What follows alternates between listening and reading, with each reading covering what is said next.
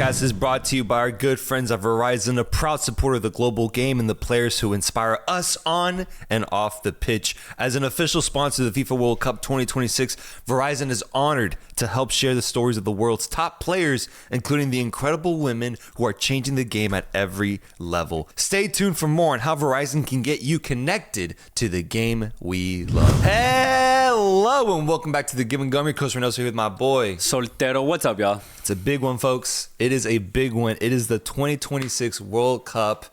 You can call it analysis, preview. We're going to be looking at every single team that so far has qualified for this beautiful tournament. 42 teams have qualified out of 48 total. Damn. Obviously, the rosters are not announced yet, so we can't really speak in full detail in regards to these teams, but we're just going to try to project, kind of represent the current state of each squad and talk as deeply as we can about each beautiful country, man. So comment down below your country, the team that you'll be supporting at the 2026 FIFA World Cup. Subscribe to our channel because we're going to be doing so much World Cup coverage in the build up to this tournament, and just overall excitement, bro. The World Cup is getting closer and closer. Oh yeah. I've been looking forward to this video for years, man. Years.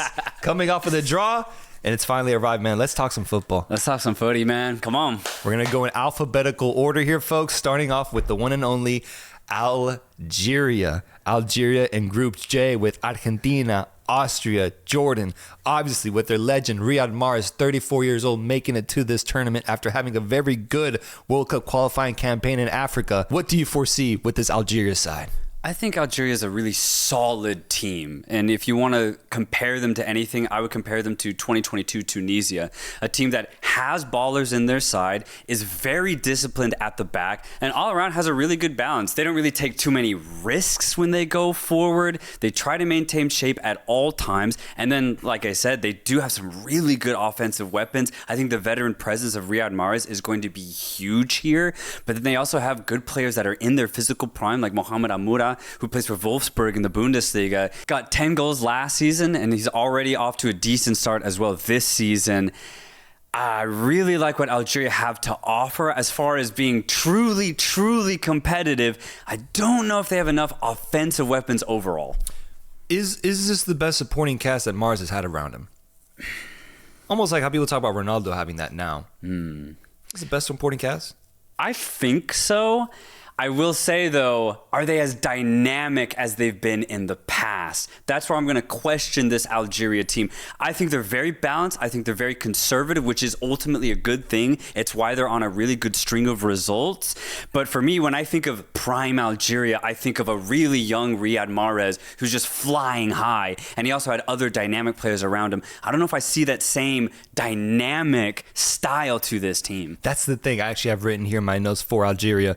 Do they have enough firepower beyond Riyad Mahrez to carry this team? Because when you think about Riyad Mahrez, I mean, legend, arguably Algeria's best player ever.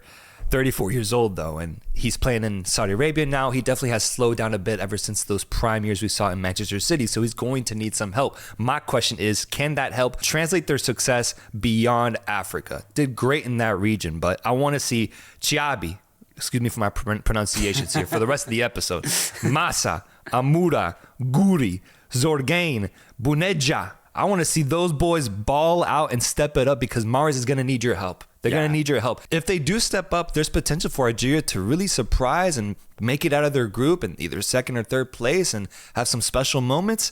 But if they don't, then we might see a limitation on this Algerian side. How far do you think they can go? I have them as third in this group. Okay. Pretty solidly. Okay, so maybe they make the round of 32. Yes. Okay. They can make the round of 32. Does it end there? I think so. Damn. Okay. Yeah, I think so.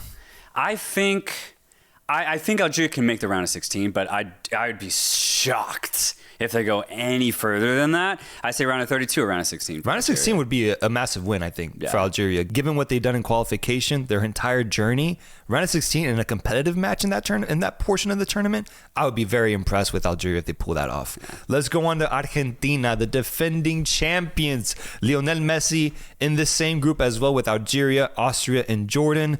My question to you to start off this Argentina conversation is, are they as good as 2022 Argentina? Where is this Argentina team going into the World Cup? Because going into 2022, My God, dude. It was a crazy 40-something undefeated streak. They absolutely dominated Conmebol, but they hadn't really won anything beyond the Copa America. Yeah. Now they have experience. They have a dynasty currently in place, and they still have the GOAT, Lionel Messi, with the confidence of having won the World Cup now. I think overall they are just as good, and they've been at this high level for essentially 4 straight years now. They really have created a dynasty. They are by far the best team in Americas. Nobody is close to them when it comes to football on this side of the pond, and they still have Leo Messi. I think the biggest difference is some of their clutch players, are no longer here. I'm talking about specifically Angel Di Maria, who was, outside of Messi, probably the next best player offensively, the most reliable attacker Argentina had for over 15 years. It was Angel Di Maria. Now it's just Messi, and Messi is getting older. Can he play at this high level week in, week out? We see it at MLS, but although the MLS, I wouldn't say is the highest level. So that'll be interesting to see how Messi navigates this World Cup just with his own performances. But everybody else, I think, is still playing at an incredibly high level. They ultimately walked their way to the Copa America final. Yes, there were a couple of divots, but at the end of the day, I thought they handled the tournament very, very well. They beat a very good Colombia side. They're the reigning Copa America winners. They're the reigning World Cup champions. I consider Argentina to be a top 2 side in the world.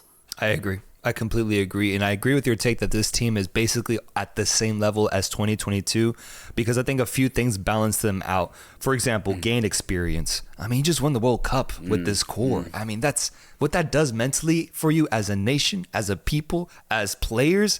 I can't even imagine the confidence that gives you that you can go up against the best teams and you've done it before. Behind your leader, Messi, just surround him with a good team and you might be able to do it again. I think that's huge. Confidence in themselves and also confidence in coaching, man. Lionel Scaloni has been incredible. I love how he manages this team, the substitutions that he makes in important moments, and also how he has developed a lot of young talent, because I think that's the third point for why Argentina is still just as good as 2022 is the fact that, yes, guys like Angel Di Maria have left, but the young talent has been developed very well. They've been given opportunities with the international team. Guys like Nico Paz are balling out in Serie A. Julian Alvarez, who was very young at the 2022 FIFA World Cup, has only gotten better as a playmaker. Thiago Almada has become more of an inclusion in this team. Giuliano Simeone even getting involved with this squad. And then finally, just the Messi factor, man. The Messi factor. For me, the biggest question 4 years ago when talking about 2026 was, is Messi even going to be there? Is he even going to be there? Is he going to be able to handle another tournament? The fact that we've seen him do what he has done so far these past 4 years, winning the MLS Cup, still playing the same way that he always has, I think has answered every concern I have regarding him. He's going to be at the World Cup, and I have zero doubts that he's going to ball out once again. Maybe not be as electric, but it's Messi, bro. He'll find other ways to dominate, which I think in the end gives this Argentina team that contender label and definitely top 2 side in the world. Yeah, and we might see something crazy where Argentina get ridiculously close to defending the World Cup title, something that is very rare to come by. It's only been done twice, I think, in all of FIFA World Cup history. I would actually back this Argentina side to defend their title, and I really don't say that often. It's going to be so exciting to see this team operate at this World Cup, because when they do get flowing, there's really no other national team like them. Argentines, let us know in the comments down below. How do you feel about your team? I'm really curious to see what you guys think going into 2026. Let's move on over to the wonderful Australia, who, from what I've seen online, a lot of optimism surrounding their draw as they're put in Group D with Paraguay, USA, and UEFA playoff winner. They 100% must feel like they can get out of this group, given that in 2022 they had Denmark, Tunisia, and France, a pretty tough draw, and they still found a way to make it out of that group and be competitive in the round of 16 against Argentina. Group D here at the World Cup in 2026, from an Australian perspective, I think looks very doable. Absolutely, man. And one thing that really stands out when it comes to Australian World Cups, they always punch above their weight. Always. It doesn't matter if they're going through a transition period with players or if they have their prime players, they always show up. It's that Australian grit. It's real. And I do not doubt, even in the slightest, that it's going to be present at this World Cup here in the States. Australia is going to show up, maybe not with the talent, maybe not with the quality, but they will make up for it physically. They always do. And the thing is, they do have some decent young talent in this side that has been shining recently. And I think that can really help them navigate this group stage as well. They've had a weird World Cup qualifying cycle. The first half of it honestly went very, very poorly. They had a managerial change. Popovich comes in and all of a sudden they start getting the results. But I think it's because through Popovich, they really backed the style of play, which is based on grit. It's based on defense. It's based on physicality. With that as the core, Australia can be very successful. There's obviously a limit because the quality simply is not there when you compare them to the best of Europe, to the best of South America. But it's enough to where I honestly could see Australia definitely get out of the group and maybe make a surprise round of 32 win. I'm not going to be asking this question for every team, but I think it does matter a lot for Australia. Are they better or worse in 2022? This is tough because right now they're using momentum. Yeah. And that momentum could break at any moment, whereas in 2022 there was more of a stability around the side. I would say at any moment this Australian side could all of a sudden just lose their identity and have no idea what to do other than just, run into players, which does work for them. I want to say at the very least they're the same. Yeah. Worse, I don't know. I just think it's a little shakier, their identity. I really like the Popovich factor. I like everything he's done since he joined the team, really lifting them up and giving them that momentum in Asian World Cup qualifying. I want to say this as friendly, as kind as I can. I'm low on Australia this time, man. I'm low, and I'm hoping to get proven wrong. I really am. I'm not coming from a place of malice, but I think the Australian style will get exposed at the World Cup. I think there's an offensive limitation and an over-reliance on defense that against the level of these teams, against a USA at home, against a really good Paraguayan team and a feisty European squad, I think that's going to expose it. I think it works great in Asia. That's what we saw in World Cup qualifying. But you look at the recent friendly results, and I don't want to look too much into friendlies, but I think we're starting to see the signs of what I'm predicting here, losing 3 straight to USA, Venezuela, and Colombia. You're right. There's a limitation on this team, and I just question if that ceiling is high enough for them to get out of this group convincingly in second, but more so in third even. They'll have to get one good victory in this group to be able to go through in third place. That is possible, but I don't think I see them getting that second place slot. If they do, I will consider that a major success. Yeah, the biggest issue when teams play Australia in a World Cup is they underestimate them. And Australia always takes advantage of that underestimation. So I agree. It's not really up to Australia if they go through. It's up to how the teams approach them. Because if they really just take Australia lightly, Australia will surprise. Yeah, I'm excited. I'm excited to see a Paraguay-Australia matchup. I think both teams are incredibly physical, and I don't think any underestimation will be going on in that match. I think those two teams are going to battle it out. And then obviously Australia-USA. I mean, I get why Australians feel optimistic. I do. I really do, and I want to highlight that. I still think it's going to be a challenge to get out. I'm hoping the best for my Australians. Let's move on over to Austria, who is in Group J with Algeria, Argentina, and Jordan. My question right off the bat is, does Austria have the consistency to be able to go on a run in this tournament? That's the question, because they have the talent. They absolutely have the quality and the talent. I want to highlight Christoph Baumgartner. He's an exceptional talent in the pocket of the midfield. Great attacking midfielder. He's got great ideas, very dynamic. Plays for RB Leipzig. And the rest of Austria kind of has that same style of play. When they get on the ball, they try and immediately hurt you. They're so direct. There's good dribble penetrators, but there's also really good passing displays. Off the ball, Austria is very aggressive. They try to get the ball back quickly. It's a great team. There's a great shape and structure about this Austrian side. The quality's there. But as of late, they've been a little off it. Game in, game out. Sometimes they show up. Sometimes they struggle a little bit. So the question is, are they consistent enough? And, in high pressure situations, it's consistency that really shines. And I don't know if Austria will have what it takes to make a deep, deep run, but they have the quality. Yes. So I won't be surprised whatsoever if I see Austria in the quarterfinals. I won't be surprised because that means their quality would have shown up. Damn, quarterfinals, I would be a little surprised. A little, but not in the sense that I didn't see it coming, just in the sense that, wow, they figured it out. They found the momentum, like incredible. Good for them. The timing ended up lining up perfectly for them to go on a quarterfinal run at the World Cup. Here are their best and worst results of the last 2 years. Best results, 10-0, San Marino. It's San Marino, but 10-0 is crazy. Yeah, it's crazy. Double digits. They defeat Bosnia and Herzegovina in some very meaningful qualifying games. They beat Norway 5-1 in Nations League.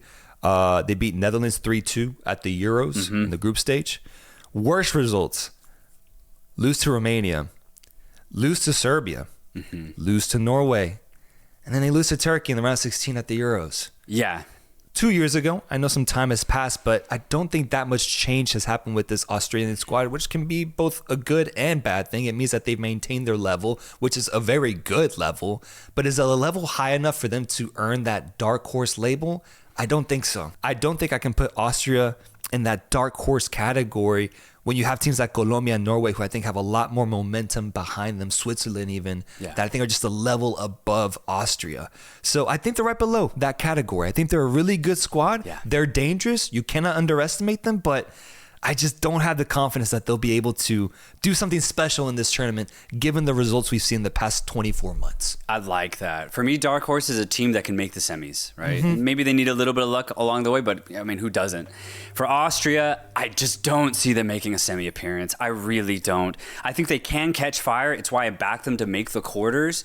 But you're right. I'm not going to say they're dark horses. Not when there's Colombia, not when there's Norway in this tournament. 100%. Although, shout out my boy Marcel Sabitzer. I think he's going to have a good tournament. One of my favorite Austrian players. Let's move on to Belgium. Belgium in Group G with Egypt, Iran, New Zealand. Gotta be feeling like Belgium is 100% going to get first place in this group. Yeah. And more specifically, just kind of looking at the atmosphere behind this Belgian squad, given the golden generations that they went through with prime Lukaku, prime Kevin De Bruyne, prime Eden Hazard, going to the semis in 2018, but ultimately not having any silverware to show for here and disappointing for a lot of fans. Is this the least amount of pressure Belgium has had going into a World Cup since 2014? Yes, but it just doesn't change the narrative for me. You don't think so? It just doesn't change it for me because for me, when it comes to Belgium and international play, clearly the talent's there, whether it's young, whether it's old, whether it's seasoned, it doesn't really matter. Belgium has had exceptional talent for the last 12 years now. It's been 12 years of nonstop, just golden generation type of players. It has never really amounted to anything. Their best chance was in 2018, and besides that, they've had some good Euro runs, but not really. And in the World Cup, you know, they play well, but when they really need to lock in, they never can pull off a tight result. So for me, I've just given up on Belgium. I've completely given up on them. So yes, there is no pressure on this side. I agree with that statement, but I just don't think it's going to change the results. Because for me, to change results, you need a very distinctive style of play that can dominate against anybody. I don't know if Belgium have that yet. Or you need, you know, a prime Kevin De Bruyne, a prime Eden Hazard, like they had in 2018, to just take the reins, step up for the entire nation, and go on a deep run. I don't see any of that with this Belgium side. I see a lot of talent. I see a lot of quality, but I'm not going to believe in this team until they prove to me that they can go to the semis. I get the pessimism. I get it. And if I was Belgium, I would be a little hurt. If I was from Belgium, I'd be a little hurt, but I also would completely understand. I think they understand. I think a Belgian who just heard that understands your perspective. Look, I'm not saying that because of the lack of pressure, they're going to do something special. I'm just saying because of the lack of pressure, I'm interested to see what that results in. Because, bro, I feel like every World Cup since 2014, 2018, 2022, Belgium has had a lot of pressure going into them, especially as they continue disappointing. That pressure has gotten bigger and bigger. And I feel like finally there's been a weight lifted off of their shoulders with Hazard retiring, De Bruyne being on his last leg. I feel like that pressure is starting to leave, and I'm just interested to see if that results in a more free-flowing style of football where in big games you actually see Belgium deliver. I think the talent is there. You're right. We potentially will probably have Lukaku back, which will be really interesting. He could still bag a ton of goals. He's injured right now, but I think he'll be back World Cup time. De Bruyne's impact, curious. Can he even will even be at the World Cup. He's dealt with so many injuries. And if he's there, how high of a level can he actually play at? I'm doubtful what he can do, but the supporting cast is really good. Trossard, Salamaker's balling out at AC Milan. The Charles de Ketelaere at Atalanta playing really well. You have Prime Doku. That's a prime player you have right now who can cook in the wings. An Onana, Tielemans midfield pivot. And then defensively, you got Courtois between the sticks, who's still an elite goalkeeper. And granted, I think the defense is definitely not as elite as prime Belgium with Toby Alderweireld. I think that defense was way better, but there's still good talent. Good enough talent to have me interested going into the World Cup. That's all I'm saying. No pressure. What do we see? God, you just made me have flashbacks because on paper, it's always so good. It's always so good for Belgium. But I'm not falling for this trick anymore. Dang. Man. I have no hype for this. I'm not falling for it. I'm done. I couldn't get you. I tried to get you there. Damn. All right. Let's move on to Brazil. Let's see if we can have a proactive discussion about this Brazilian team who has gone through a lot these past 4 years. Brazil in Group C with Haiti, Morocco, and Scotland, a very, very fun group. And this is a side that I think has two different faces to them, a good side and a really bad side. If you don't mind, let me start with the good. I think that when you look at Carlo Ancelotti, I don't think there's a more perfect coaching candidate for this Brazilian team. And I mean in the sense, if you had all managers available to you on the national scene and from club level, I think Ancelotti would still be a top 5 hire. I think maybe you go for Pep Guardiola, right? Big name. You go, let's go Pep. Let's see what he can figure out with this squad. After that, who's next? Who would you hire next if you had the entire coaching pool to pick from for this Brazilian team specifically? Yeah. I think Ancelotti is one of the best candidates because he's so good at managing egos, managing personalities, and managing really good talent while still finding a good style of winning to adapt to this team. He's done it with Real Madrid. We've seen that happen before. But now he's with the Brazilian team. I think that's a good thing. The Ancelotti effect. And generally, I do trust Ancelotti in big matches. I trust him in big tournaments. I'm excited to see him on the sidelines for this Brazilian national team. The bad thing is, I think the problem for Brazil is the talent. Yeah. I think the talent, man. I was looking through the roster last night just in my research and found myself a little disappointed at the options that Brazil ultimately has at their disposal compared to the better sides of Brazil that we've seen the past couple of decades. They still haven't figured out their fullback issues. I mean, is Alexandro going to start? He's 34 years old, bro. Who are they going to start in that fullback position? Is it Militao in a hybrid fullback role? Is Casemiro and Bruno Guimaraes a midfield pivot you want to go for in the big 2-6? In 2026, do you want to still rely on Casemiro to deliver for you in the midfield? And then Vini and Rodrigo are both on spiritual journeys this season. They're figuring themselves out. Hopefully they can be better come World Cup time. Matheus Cunha gets a lot of starts, but at club level, he's got a goal and 1 assist for Manchester United this entire season. Dealt with some injuries, but just isn't balling out the way that I would have hoped. And I think too much pressure is being put on Estevao to deliver as an 18-year-old in that winger position if he ends up starting. I think Brazil has a problem that just won't get fixed by 2026, which is a disappointing player pool that isn't in form and definitely one that can't be fixed by an aging Neymar. Yeah, I don't have anything to add to that. I think it's the perfect analysis for this current state of Brazil. And it's an analysis that everyone should heed because if you think anything other than what you just said, you're only banking on hope. This Brazil team is very average, truly. The quality can show up. Maybe we see Champions League winner Vinicius at the summer. Maybe. Oh, that'd be big. It hasn't been proven over the last 2 years in a Brazil jersey, but maybe. Same with Rodrigo. Maybe Savinho finds his Girona form, because so far at City, he's been quiet. There's potential, but out of all the games, out of all the proof we've seen with Brazil for the last 2 years, it's been poor by their standards. I don't see it changing at the summer. They'll be a solid team, but I think the moment they play a team with genuine attackers, they're not going to be able to win that type of matchup. So for Brazil, I think it's going to be just an unfortunate showing for them in the summer.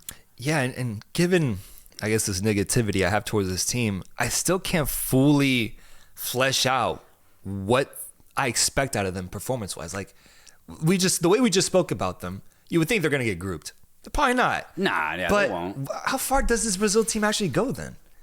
I would say round of 16 unless they get like a very, very easy matchup in the round of 16. If they get a normal matchup, they're not getting in the quarters. You think max quarters? Max is the furthest you can see Brazil team go. Absolute max, and that's if they get easy draws in playoffs. But if in the knockout stage they get a normal draw, I don't see them going past the round of 16. I'll agree with you on that. I think round of 16 is probably the limit for this Brazilian team. If they make it at quarters, it would be, sure, easy draw, but I think it would also be a sign that they have found some sort of momentum, some sort of tournament form. I think that's all you can really hope for. Brazilian is the history, the experience, the name. It's Brazil. Let's find ourselves. Let's play at the highest level possible. Joao Pedro, I need you up top, brother. Right. Richarlison, let's cook. Let's cook, Pigeon. Let's see what you can do. And they find some magic. I think that's the only thing you can hope for. I am scared, though. I'm scared for this Brazilian side. Brazilians, let me know. How do you feel about your team? Is the country more hopeful than we are? Let me know your thoughts. We move on. Let's go over to Canada. Canada in Group B with Qatar, Switzerland, and a European playoff team that has not been figured out yet. Canada is at home, brother. Canada is at home. That Canadian magic, that Canadian hospitality will be on display. Canada, one of 3 hosts. What are your thoughts on this Canadian team? I think they have such a great style of play, and that's due to the job Jesse Marsch has done in only a year and a half at the helm for Canada. It's a very fast-paced type of football, one that really emphasizes on wing sprints, and one that utilizes the quality up top, specifically through Jonathan David, and then the quality in the midfield with Eustáquio. I think there's a heavy reliance on that type of quality. The problem is when that doesn't show up, I do see a very diminished Canadian side that it does happen a lot where Canada kind of disappoint. I mean, they haven't won the Nations League. They haven't won the Gold Cup, even with this really, really good form. They had a good Copa America, although I would argue they had the easiest run out of all the CONCACAF teams. But the display was good nonetheless. The talent's fun. I think for Canada, it's just going to be, can they get past the nerves? Can they get past the chaos that is going to come for them? I think they can, maybe for 1-2 games, but after that, I think the chaos will ultimately eat them up. Yeah, I like Canada. I like Canada. I think their squad rivals, the USA's, when you look at the clubs players are at. Guys like Alphonso Davies, who, by the way, has returned. Thank God. He played a game for Bayern Munich. He's returning from injury. I think he's going to be huge for Canada's promise in this tournament. Names like Jonathan David at Juventus, Buchanan with Villarreal, Eustáquio, Kone, Ali Ahmed, my boy, cooked up in the MLS, in the path to the MLS Cup final. They have good names on this team. I need Marsch to pull off a masterclass. I need Marsch to pull off a masterclass. Imagine the scenes. Jesse Marsch finds this tournament form with Canada, and the whole country just loses their mind as they're hosting these games back to back to back times. And Canada plays the best football that we've seen them play with the squad at hand ever. I think the scenes would be incredible. And I think when doing my research, I found myself being a Canada fan. I'm going to be rooting for Canada. I'm going to be hoping for the best out of them. I just do realize that for anything special to happen to this team, we're going to need a coaching masterclass on display from the one and only Jesse Marsch, and we're going to need these players to play the best football of their lives. I think that first game against the UEFA playoff winner will tell us everything. It's the opening match. Getting a victory, no matter who the opponent is, it's a European squad, I think will be huge for the Canadian team's confidence. Get a victory, your first game at home. I think that will really determine Canada's sort of momentum, their attitude for the rest of this tournament. You have to win that game. I know it's going to be tough, but you have to win it. You do that, and there's a chance for Canada to do something special, in my opinion. But it all starts with that first game. Yeah, I do love Canada simply because of how risky they are. It's why I am almost certain that every time Canada play at this World Cup, we're going to see some crazy stuff happen. Like truly just wild scenes where Canada gets stretched. Maybe there's a crazy save by St. Clair, and then he launches the ball up forward, and there's Jonathan David one-on-one. Wow, I think we're going to see some crazy end-to-end football. Canada might give us the most entertaining CONCACAF experience. That's why I'm excited about them. But I think it'll also be their downfall as far as how deep they can go. But hey, man, if they entertain, I do not care. I do not care. I think Canada's going to be insanely fun. Who do you think is the most important player for Canada this tournament? Ooh, dang. Because Davies is going to play like Davies, but I feel like there's another player out there that's got to step it up. For me, it has to be Jonathan David. If David does not show up, which unfortunately sometimes he doesn't for Canada. Keep that low, bro. Unfortunately. And also at Juve, he's been struggling. Hey, man, enough. He has to show up because the ball is going to get fed to him. Schaffelberg's going to take a player one-on-one and beat him. He's going to get the cross off. Ahmed's going to find his way through a defense and find David. It's going to happen. There's no doubt in my mind. Same with Davies. But David has to be clinical. If he's clinical, I think Canada would be insanely successful. Canadians, let me know your thoughts down below. Exciting times as they host this tournament alongside Mexico and USA. Let's move on to Cape Verde. Cape Verde in Group H with Saudi Arabia, Spain, and Uruguay. Have fun with me here. Put Cape Verde in one of these three categories. Category number 1, they're just happy to be here. Category number 2, ballers, but with hope. Category number 3, the official 2026 FIFA World Cup Cinderella team. Oh, damn. Damn. Oh, God. I would say realistically, ballers, but that with hope. With hope. That maybe they get a one shock result, and maybe it's not telling to as far as they can go, but maybe they entertain for that day and that day alone. Here's the thing, man. I just have a soft spot for this team. I love Cape Verde. I've always loved them since they made their first AFCON appearance back in 2012. It's just ridiculous what they've done. And I cannot wait to see what they do with the World Cup because they do have genuine talent that plies their trade in Europe. And again, they qualified directly, automatically through Africa's grueling qualification cycle. So there's no fluke about this side. They play good football. There's good midfield play. They have good players up top that have pace or that have quality to finish in front of goal. And defensively, I think they've been solid. They've been sound. I think they'll give a really balanced performance at this World Cup to the point where I think they can get one shock result. Maybe it's a crazy round of 32 appearance and they could get a crazy win in penalties or something like that. I won't be surprised because Cape Verde, they've got that in them. And you got to feel hopeful looking at the group too. I think at the end of the day, this group gives them the opportunity to go through in second place. The chance is there. Obviously, that Spain matchup and starting off your tournament against Spain, I don't think is ideal for this Cape Verde side. But they're just going to have to brush that result off, hope to make it competitive. If they do, that'd be incredible. And I mean, it's in God's hands. But if they get a tie out of that match, if they get a point, that'd be ridiculous. It'd be crazy. But either way, matched up against Saudi Arabia, I think Cape Verde can win that game pretty convincingly. And against a shaky Uruguay squad that is still trying to find themselves, I think Cape Verde could play them very, very well.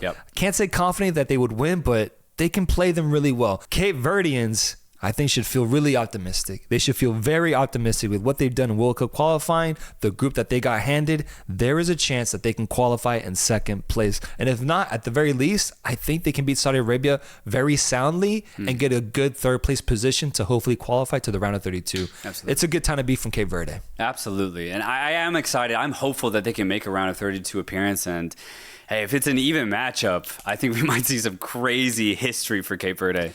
Colombia arrives to the 2026 FIFA World Cup in Group K alongside Portugal, Uzbekistan, and a FIFA playoff tournament winner, potentially DR Congo, maybe Jamaica. We'll find out. Here's my question to you regarding Colombia. Are they the official dark horse if we had to pick one? Looking at nominees like Morocco, Netherlands, Norway, Switzerland, is Colombia the official dark horse, or are they just a part of the pack? We can't have a herd of dark horses? I don't know. We can't put them together? Do horses typically get along like that? Let's have a team of them, man. Usually I see them go solo, man. I prefer a herd. I prefer a herd. Yeah. I got to put Colombia in the dark horse category. I think they have the best offense in all of the Americas outside of Argentina. I think it goes Argentina gap, Colombia gap. I think they're both on islands as far as how effective their offenses are. Luis Diaz, for me, is top 3, top 4 winger in the world. I think he's been in exceptional form, not just this year with Bayern, but even last year with Liverpool. He's a guy who, when he gets on the ball, he can make stuff happen alone. He's so great in isolation. There's so few players like that. So I think just having Luis Diaz with Colombia immediately makes them just such an outlier type of team. And then the rest of them, and you have Richard Rios in the midfield, who's so physical, and he's so good specifically with this Colombian side. James Rodriguez, somehow, some way, is still playing top-level football, specifically when he puts on the Colombian jersey. I think he'll have something to say at this World Cup, even though he's non-existent at club level. Yeah. It's absolutely ridiculous, the form that James finds himself in when he dons that yellow for Colombia. There's no doubt in my mind he's going to find a way to be relevant at this World Cup.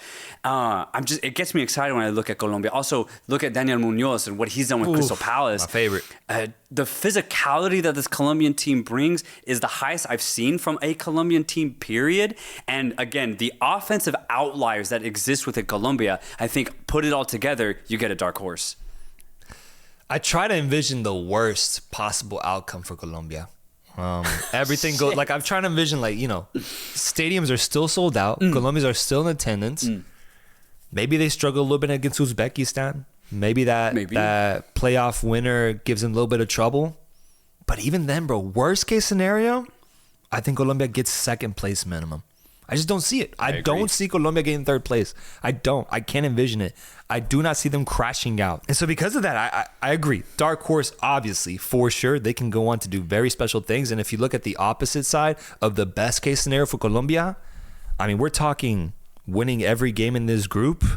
And good Lord, the confidence of defeating Portugal, defeating one of AFC's rising teams in Uzbekistan, and then that fourth team. The confidence of winning 3 games specifically in this group, I think is higher than winning a lot of other groups in this tournament. So there's a lot of glory to be had here for Colombia, and I think they're more likely to do the best case scenario rather than the worst case scenario. I think we're going to see a great Colombia performance. I don't have to really accentuate anything you said. That's exactly what I think. Colombia is deep. They have stars. Luis Diaz is a player to watch this tournament.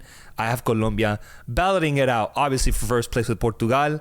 And that matchup against Portugal in the third match day will be incredible to watch. But Portugal is not a favorite in that game. I think it's a pretty even matchup. Yeah. Either team can win it. Colombia, I think we'll see that as a major test going into the round of 32.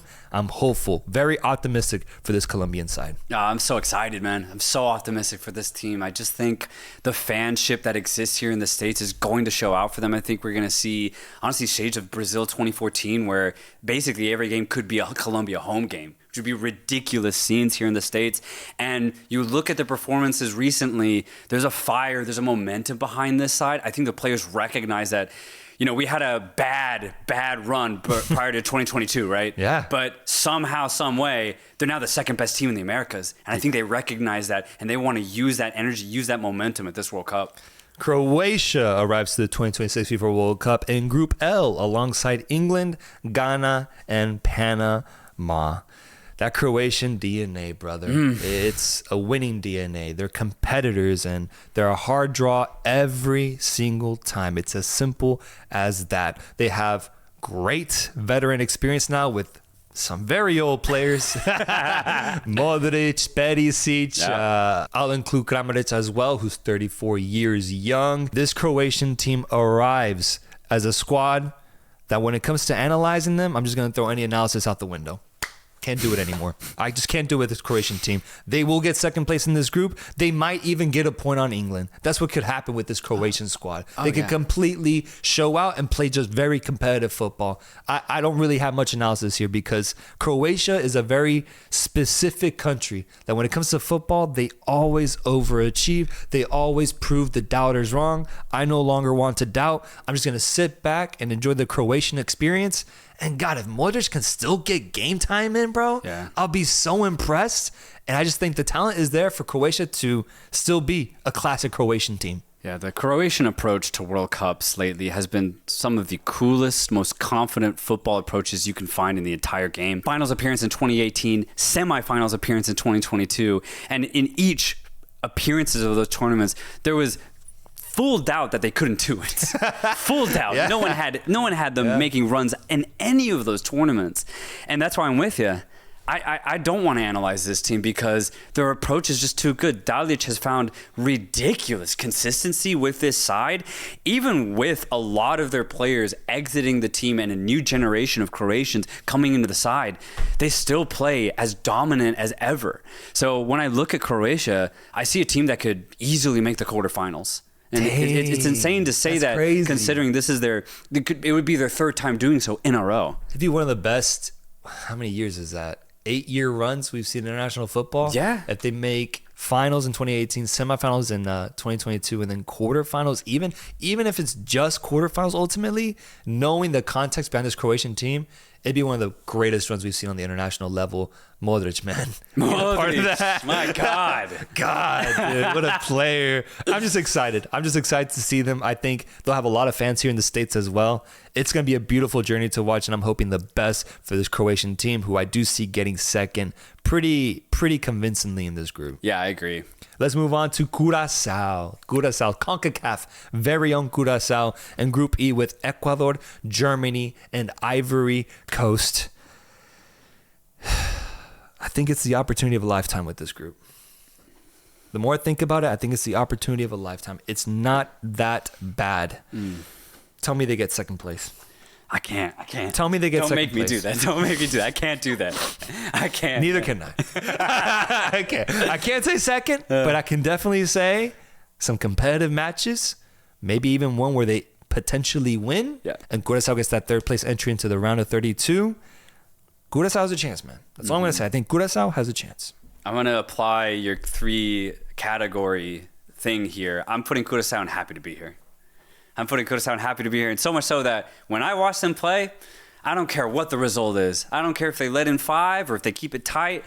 I just want Curacao to get a World Cup goal. And if they could actually take a lead in the game, holy shit, man. It's going to be lit. So for me, it's just all about vibes, energy. What can Curacao do? A point, I think, would be massive for not just these Curacao players, but Curacaoans all around the world, Curacaoans who have ever existed. The fact that they're here, it's an anomaly. What they've done is ridiculous. They went on a ridiculously good run of form that started at the Gold Cup, and now they're here. They're literally here. What a story, what a run for Curacao. Playing Germany is the worst thing that could have happened to this team, though, first game. Yeah, it's the worst thing. Worst thing. Not what you want. Not what you wanted for the first match specifically. It's all a scheduling thing. Can't do nothing about that. That's what the accountants, the secretaries, the people of FIFA, take that up with them. That's very, very tough to start off your tournament against Germany, who will be looking to impose themselves on this Curacao team. Here's my thing. I don't think they beat Ivory Coast. I don't. I see Ivory Coast as a very dangerous team in this group, actually. There's got to be some upsets in this tournament. There's got to be some surprises. I'm finding myself, and you'll find out more when we talk about them next, not too high on Ecuador, man. Not too high on Ecuador. And if there's a chance to get a point, to get 3 points, it's a high-powered Curacao offense against a non-existent offense in Ecuador and a very good defense, but a defense that can be broken. And best case scenario, Curacao wins that matchup specifically, 3 points. They go through in third place potentially as one of the best third place sides. That's what I... Not necessarily prophesize, right, but I'm saying that's what Curacao needs to aim to do to get out of this group. I think there's a chance to get a victory against Ecuador. There's definitely a chance. I just think for Curacao to take the beatings against the offenses to get to Ecuador, I think it's going to be a very labored effort for all defenders in that Curacao team. I think they're gonna take a lot of hits, man. A lot of hits. So to beat Ecuador at that stage in the tournament, I think will just be a little out of reach, truly. But that's why I'm all about vibes in Curacao. I really am. I'm so happy they're here because I just would have never pictured a team like Curacao to even be at a World Cup. I agree, and that's why I want to say congratulations to Curacao and their fans. It will be amazing seeing that jersey on the World Cup stage and the national anthem. That's going to be a moment. That's one of the national anthems I'm most looking forward to because Curacao fans are going to be in attendance. Let's move on to Ecuador, who is in this same group. Ecuador, Germany, Ivory Coast, Curacao. Ecuador, currently, if you look at the results, 9 ties in the last 11 games, coming off of a win against New Zealand because they are better than New Zealand. Ecuador is better than New Zealand. Are they better than Ivory Coast? Yeah. Are they better than Curacao? We're going to find out in this tournament. Ecuador with obviously their strength, defense, and Moises Caicedo in the midfield. An insane combination to have, a combination that has resulted in one of the best defenses we've seen in international football. The weakness is the offense. It's the offense and the inability to find goals consistently with this squad. Names like Valencia, Yeboah, Kendry Paez, Campana, Kevin Rodriguez, Gonzalo Plata, Angulo. They have talent, but they just have not been able to find consistency up top. What do you foresee for this Ecuador team in this group? Are they making it out? And if so, in what place? I think Ecuador is probably one of the more predictable sides at this tournament. You know exactly what you're going to get. An impenetrable defense that truly is hard to break down. That is a massive positive for this side. I think if you're Ecuadorian and if you're Ecuadorian players themselves, you can look at your squad and be like, okay, you know what? We could probably keep most games within 1-2 goals. Kind of no matter who you play. And I think that's a special attribute that Ecuador possess. The problem is, as you already stated, the goals just do not come for this side. And honestly, if it's not Valencia scoring it, man, who's already kind of, all right, that's the guy you want to rely on? That's kind of crazy. If it's not coming from him, I just don't know where it's going to come from. That's the problem. There's a massive reliance on Valencia. He can do it, but can he do it for 3 straight games? And then to ask him to do it in the knockout stage, I just think it's too much to ask to say that Ecuador can make a deep run. I just don't think it's there. I do think they can keep games tight, right? And maybe they can penalty shoot out their way to a quarterfinals. Is there? I won't be surprised if they make it to quarters because they tie their way there. Like I said, I mentioned in the past, Portugal tied their way to a Euro 2016 Cup. It's possible. I just think the statistics of it are very, very low. So Ecuador can definitely get out of this group. I definitely think he can get second. For me, the matchup's going to be against Ivory Coast. I see that game as 50-50. But Ecuador can definitely win that match. It's there for them. They definitely can. And you said a word there that I think is very important in this analysis of Ecuador. Predictable. I think this Ecuador experience is going to be so predictable that it ends up being a complete repeat of 2022. Specifically, Ecuador getting 3rd place and losing 2nd place to an African team, the way they did to Senegal in 2022.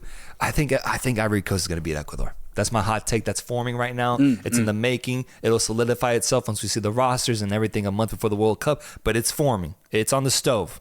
I think Ivory Coast is going to get the result against Ecuador, meaning Ecuador gets 3rd place in this group. But luckily, in this new format, 3rd place means that you potentially go through, potentially might see Ecuador be able to get out of this group one way or another. Yeah. But I do think it'll be a similar story as what we saw in 2022. Egypt.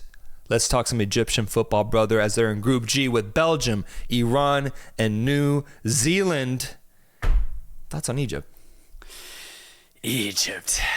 I mean, obviously, there is quality, right? You have Marmoush, who has a chance to really put Egypt on his back with Salah kind of going through a struggling period. But that's the thing, you still do have Mohamed Salah, who, when he does play for Egypt, he gives everything. I think there's no doubt about it. There's good quality offensively, but not only that, Egypt have been very solid defensively. I actually think it's one of Egypt's best traits. The fact that they ultimately are a pragmatic team. They're very physical. They do not let in a lot of goals. I back this team to have a good defensive display at this World Cup. And in a way, similar to Ecuador, I think the problem for them is going to be scoring, even with players like Salah and Marmoush. I think Egypt can have a decent World Cup. To say that they can go on a deep run, like maybe we can say Morocco can, right? I don't see it for this Egyptian side. I think they can keep games tight, but I think you need a special factor to go on deep runs. Don't know if Egypt have it. That's a good point, yeah. I guess I've never even really considered them to have the ability to do that, which it is me underestimating them, but I think a round of 16 victory will be really impressive if Egypt is able to pull that off and go to the quarters. That'd be so impressive. Yeah.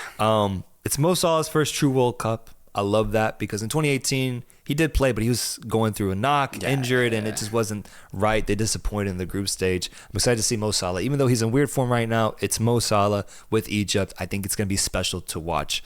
And I think the fact that they have matchups against Iran and New Zealand, I think it provides a lot of hope for this Egyptian team. I'm not saying it's going to be easy, but given other group draws, I think it went pretty well for Egypt overall. And when you look at the competition between Iran and New Zealand, if you were to rank the top 5 players between Iran, Egypt, and New Zealand, I think Egypt's got the majority of the top 5, man. I even did it myself. 1 to 5, I would go Salah, Marmoush, Taremi, Chris Wood, Zizou at 5. Yeah, I'm glad you put Zizou in. You got to put Zizou in. So I definitely think Egypt has the better squad out of those 3 teams in this group, meaning that I expect Egypt to get second place in this group. Yeah. That's my expectation. Yeah. They should get second place. Third is okay. Fourth would be unacceptable. It just would be completely unacceptable. Yeah. I expect Egypt to get out of this group. I think getting that momentum and getting out of the group would be huge for them, and it could give them a great opportunity to do something special in the round of 32.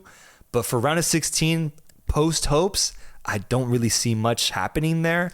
Either way, I still think that'd be a good tournament overall for Egypt, given how things went in 2018. Absolutely. That's such a good outlook for Egypt. The group is so doable for them. I completely agree. I look at Iran and New Zealand right now, while they are good, and even New Zealand, they're on a huge upturn for them specifically. Egypt's better. Egypt's better than both of those sides. So I'm with you. Second place is honestly should be like the goal, and anything below that should be disappointing for this Egyptian side. But for me, it just breaks down in a knockout setting for this team. Yeah. Let's move on to England. England is in Group L with Croatia, Ghana, and Panama. Let's start off with this. Outside of Argentina and Spain, is England the next best team? For me, yeah. Oh, yeah, dude. I'm so excited for England. I'm going to forget all of American history for this 1 month in the summer, because I might be English. I might be English this summer, bro. They're one of the funnest teams for me.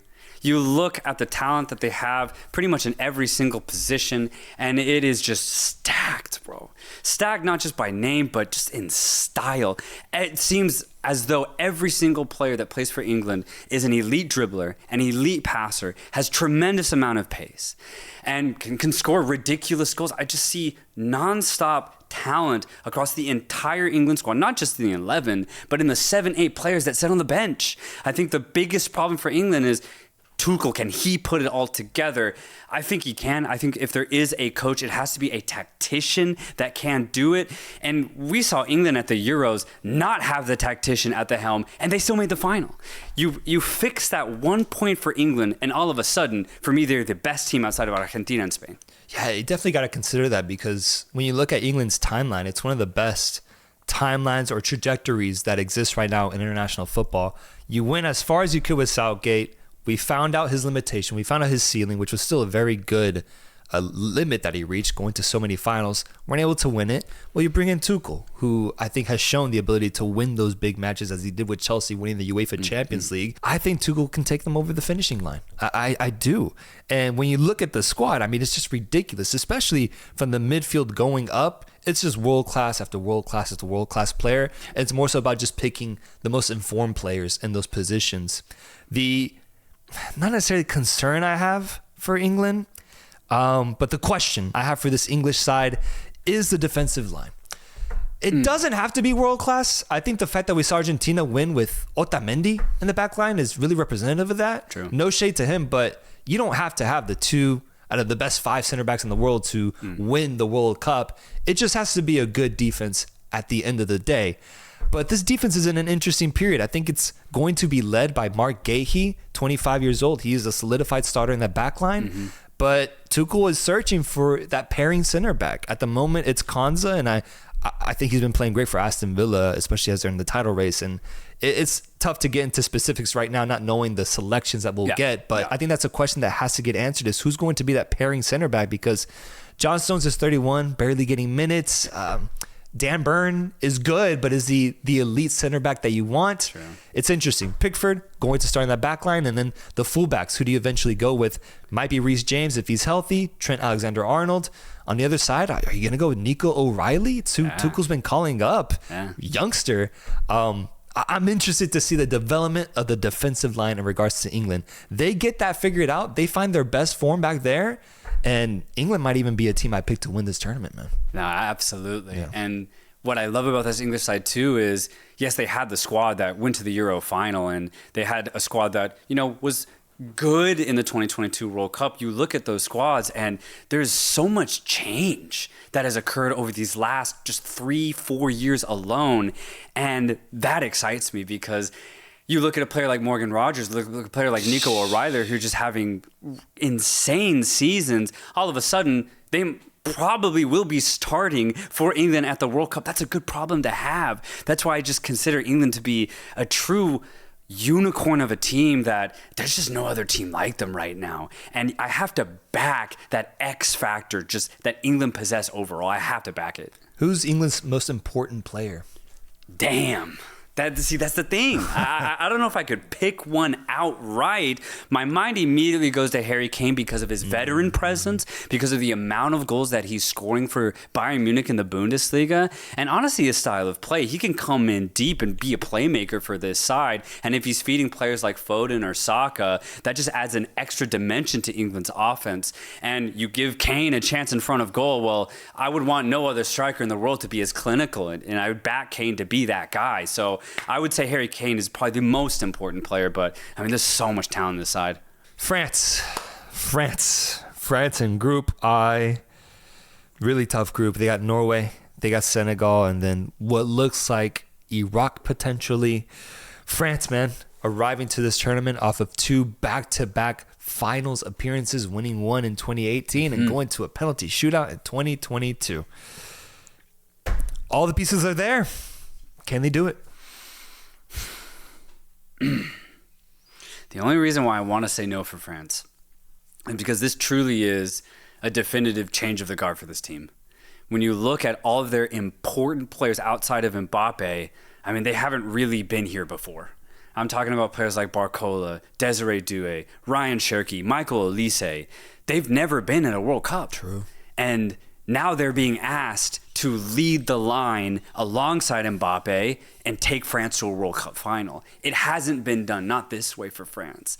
So if it does happen, it'd essentially be a brand new team doing it. And that's where I start questioning this French team. You look at the qualification cycle, there have been times where not a player doesn't step up. We even saw at the Euros, Mbappe was in weird form in that tournament. France couldn't figure it out. Antoine Griezmann had such a bad tournament that he retired after. I think France, player-wise, is going through a massive shift, and it's so big that I don't know if I can say France are title contenders. They are definitely a team that can make a deep run, though. What would France need to do in the World Cup to convince you that they can win the whole thing? Like, as the tournament's happening, what would you need to see happen for you to say, okay, France can go on to win this whole thing? I would need to see a very specific way of attack. If it's maybe it's Cherki being the Antoine Griezmann in that pocket position who starts feeding the entire front line, or maybe it's Doué or Barcola who says, "All right, I'm going to be the winger now. I'm going to be that guy alongside Mbappe." And the good news is that Mbappe is in World Cup winning form. That's the good news for France. But I would need to see other players outside of Mbappe step up in a way that says they look established and they have an exact plan of attack. That's what I would need to see. Yeah, I think the only real counterpoint to what you just said is the fact that what they lack in general experience outside of Mbappe on this team, especially offensively, the names that you mentioned, is made up for in just the incredible world-class skill that these players have. In 2022, we saw a weird French team, I would say, for the majority of the tournament that was just good enough in every game. They were just good enough to go on and win. They were good enough to beat England 2-1 in the quarterfinals, good enough to take on an on-fire Morocco side and defeat them, good enough to push Argentina to penalties after being on 2-0, and then just Mbappe brilliance in that second half. It's always been, at the very least, worst case scenario, good enough for France. Even at the Euros, they made it to the freaking semifinals playing terrible football. True. I think that's the only counterpoint that exists, is that the talent level is just so high that it makes up for their flaws. And I think a lot of this relies on Deschamps, because this will be his last tournament with this team, I think. If he can bring out the best in every one of these players, but also create a team style that is very positive, then that'll be the key to pushing this team over disappointing semifinal and finals appearances and actually winning the trophy for the first time since 2018. I think Deschamps will be key in bringing this team silverware, because the talent is there. You just got to bring out the best in all of them, man. You really do. And I don't know if Deschamps can do that. But you got to feel hopeful at the very least that France, I still think, is at the very least the favorite to go to the semifinals.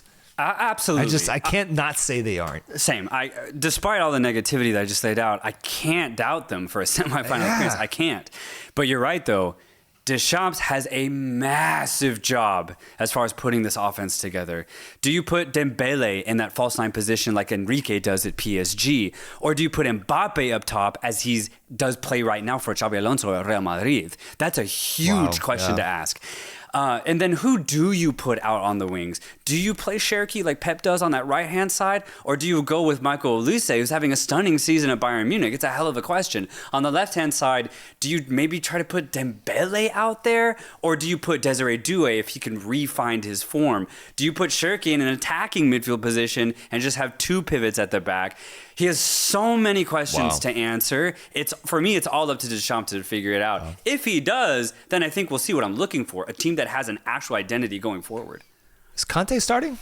Another question. Like, is he in the form to play at the highest level? He's proved he can do it. Will he still be in that form in the summer? It's a hell of a question as well. I just haven't seen him play in so long, like not wearing a France jersey. It's been a while. A lot of questions for France, but depending on how those questions get answered, we could either see a French team win the World Cup or be knocked out in the quarters. That's what's crazy. That's what's crazy about France, man. Let's go to Germany. Germany is in Group E alongside Curacao, Ecuador, and Ivory Coast. Germany's a top 10 team. They're a top 10 team in the world, I believe. With Jamal Musiala, I think they can get elevated into a potentially top 5 side. As we saw in the Euros, this team needs Musiala, and this team can play at a very, very high level. My question for them is, how do you adjust to life without Toni Kroos?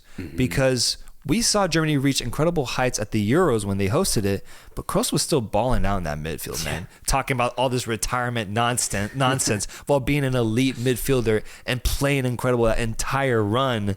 Now the question is up to Goretzka, Pavlovic, Steeler, Kimmich potentially sliding into the midfield to find that same level of midfield brilliance. Can that make up for Kroos's absence? And then names like Karl's impact as he's playing really good with Bayern Munich, and Florian Wirtz, who is kind of having a weird season with Liverpool but can play very well with his national team. Germany, kind of like France, has a lot of questions but can't play at a very high level if those questions are answered. Yeah, for me, Germany's success all comes down to one thing. What is the form of their creative players? Specifically Wirtz, Karl, and Jamal Musiala. If they are in form and Nagelsmann figures out how to actually position them on the pitch, then I think Germany can be exceptional at this World Cup, because I think the supporting cast is very solid. Maybe they don't have the same distribution from midfield when they had Kroos, but I think defensively the coverage is still there. Up top, it looks like they found a striker in Volta Mate. I mean, though he doesn't seem to be like a crazy talented striker, he knows how to put the ball in the back of the net. For Germany right now, and for Newcastle all season long, he's been weirdly consistent in front of goal. I think that's a huge upside for Germany going into this tournament. So for me, the question is, where's the creation going to come from? If the creation is there, Germany's going to figure out ways to pick defenses apart. I completely agree, man. The creative players are going to be key for this squad. I have a very lukewarm take. Lukewarm, man. Like, low-key, I shouldn't even say it. But I think Germany wins every game in the group stage. I don't think they get truly challenged at the end of the day. Yeah. Germany wins every game, 9 points, and we potentially see a special German run. Absolutely. That's the thing is, I think a good Germany side can vie for a semifinal appearance 100%. I think the energy that they showed at the Euros completely proves that. I mean, Germany were perfect until they had to play the best next team, which was Spain, who went on to win it. I think for me, it's just about Germany's energy. If they can find that same momentum, all of a sudden, Germany looked like a semifinal team. I can't ignore, and I'll say it one last time, the absence of Musiala right now. And I think he is the key, man. He's the master key to this German team. I feel like when players get injured, the whole world of football forgets them. And I get it. I understand it. But Musiala is one of the most creative players in the entire world, one of the most skilled players that we've seen, still so young. At his peak with Bayern so far, it's been incredible what we can see him do. Arguably one of the best dribblers in the world. I put him top 2 right alongside Lamine Yamal, for God's sakes. I think he's slated to return January, maybe February, I believe. Musiala comes back, is in good form and healthy going into the World Cup. I have Germany as a top 5 side. Yeah. I'm that big on this kid, man. Yeah. I really am. Let's move on to Ghana. Who is in Group L with Croatia, Panama, and England. How are you feeling regarding this Ghana side qualifying through automatically in World Cup qualifiers in Africa? How does this team compare to the versions we've seen from Ghana, who consistently makes it to the World Cup? Is this a team that can go on a special run? I think we'll see a Ghana very similar to 2022, where the attacking power, it is there. Like, it truly is. There's some great attacking presence in this side. Very dynamic. There's a lot of pace. The question is, will they show up at the World Cup? Because in 2022, the chances were created. The finishing just wasn't there. That's all they were missing, was the finishing. So for Ghana, for me, it's just on the day. It's not about form for me. It's just on the day. Will nerves get the best of them, or will they finish their chances? That's it. And unfortunately, that's a very shaky thing to rely on, but that's the Ghana experience. Yeah. It's do or die when they step on the pitch, but hey, you can get some crazy outcomes when they play. Yeah. I'm worried for this Ghana side. I'm worried. I feel that there's a ceiling on this team. I don't know how else to say it, but I just feel like they struggle against opponents that are better than them. At the last AFCON, we saw Ghana get grouped by Cape Verde and Egypt. I think I would still take both those teams over Ghana right now. I think the only counterpoint to kind of this pessimism I have towards Ghana is a potential player of the tournament here in Antoine Semenyo. I'm going to throw him into the bunch there. I think Antoine Semenyo, if anybody asks you, who do you think is a player that's going to go off at the World Cup that isn't like a popular pick, Antoine Semenyo has a potential to carry this Ghana offense and go crazy, man. I think he's going to bag goals in the group stage, and depending on his performance specifically, he might single-handedly get Ghana out of this group. He can play up to that level. He's crazy at Bournemouth. He's got a killer leg on him. He can score in all different types of ways. He's fast on the ball too, physical as hell. This guy is a warrior on the pitch, and I'm excited to see him specifically. I also think it's really good that they start off the tournament against Panama. They start off against Panama. Granted, Panama will not be an easy team to defeat, but that's exactly who you want to start your tournament off against. Ghana wins that game with Semenyo scoring a goal or two, and they have a chance to be competitive in this group. Not saying make it out in second, but potentially out in third as one of the better third place sides. Ghana has that chance. They have the talent. I agree with your take. It really comes down to the specific day, how every player is feeling, and if they finish their chances. Yeah, that's my thing. Even Semenyo, who has been amazing at club level, goes for Ghana occasionally. It's just somehow in the Ghanaian DNA for the team as a collective, there's just a weirdly high chance that the offensive players don't show up, despite them showing up consistently at club level. It's a very weird phenomenon, and it's why I can't really get excited about Ghana's prospects as making a deep run. Haiti is up next. Haiti in Group C with Brazil, Morocco, and Scotland. I love Haiti.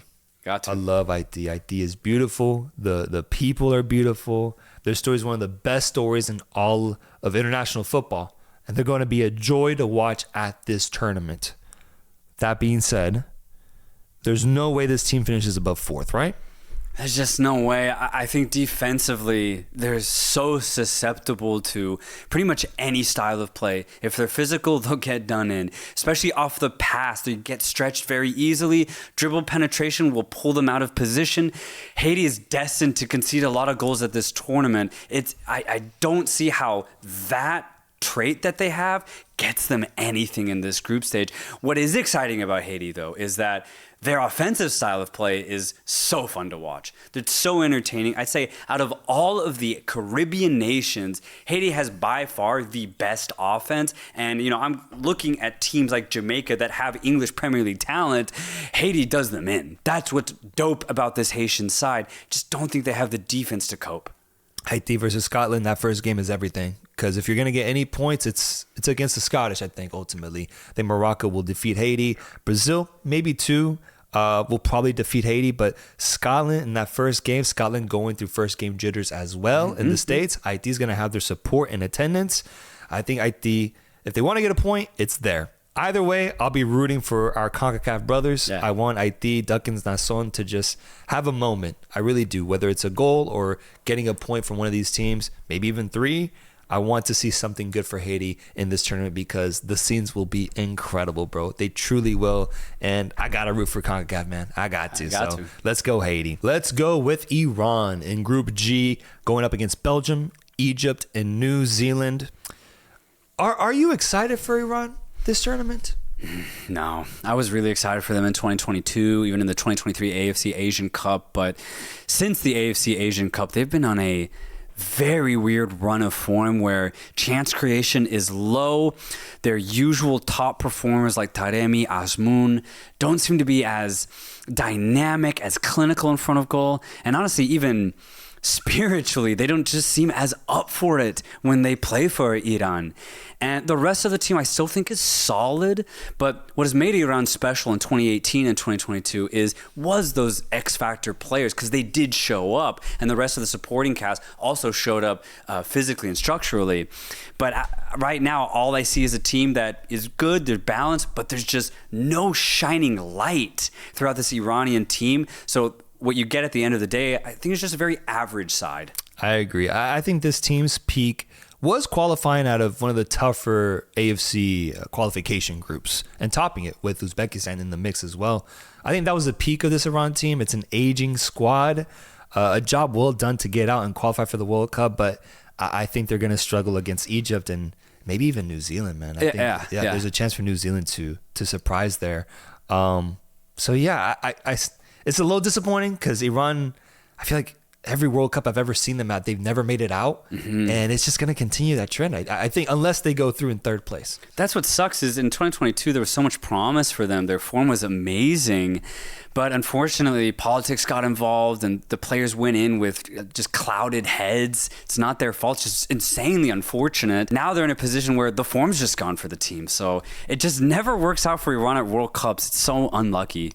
Group E has Ivory Coast. Ivory Coast going up against Ecuador, Germany, and Curacao. Kind of hinted at it earlier, but I'm starting to really like this Ivory Coast team, man. I really am. The way people talked about Senegal 2022 is the same way I see this Ivory Coast team coming off of an AFCON victory a couple years ago. They're defensive stalwarts while also having some good offensive talent. Centrally, very strong with names like Kessie, Fofana, Sangare, and Toure. All in all, I think Ivory Coast can get second place in this group, and I'm going to say they do. I think Ivory Coast gets second place in this group. Yeah, I really do see them as the Ecuador of Africa in the sense that it's defense first for this side. Thing is, it works. It definitely works.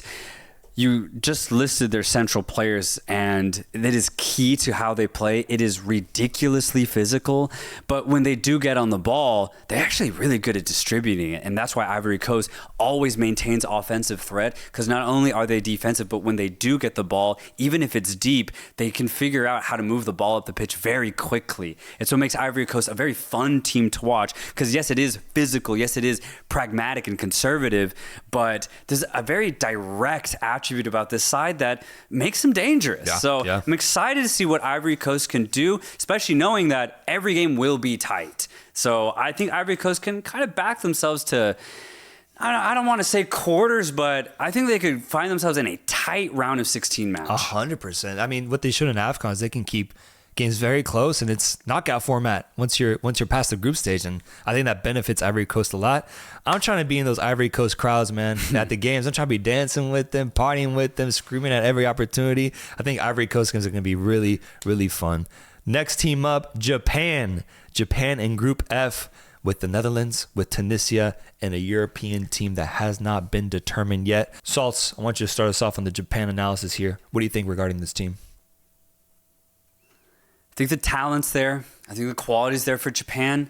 What I've been questioning since the AFC Asian Cup is just overall team cohesion. I think it's been on the decline.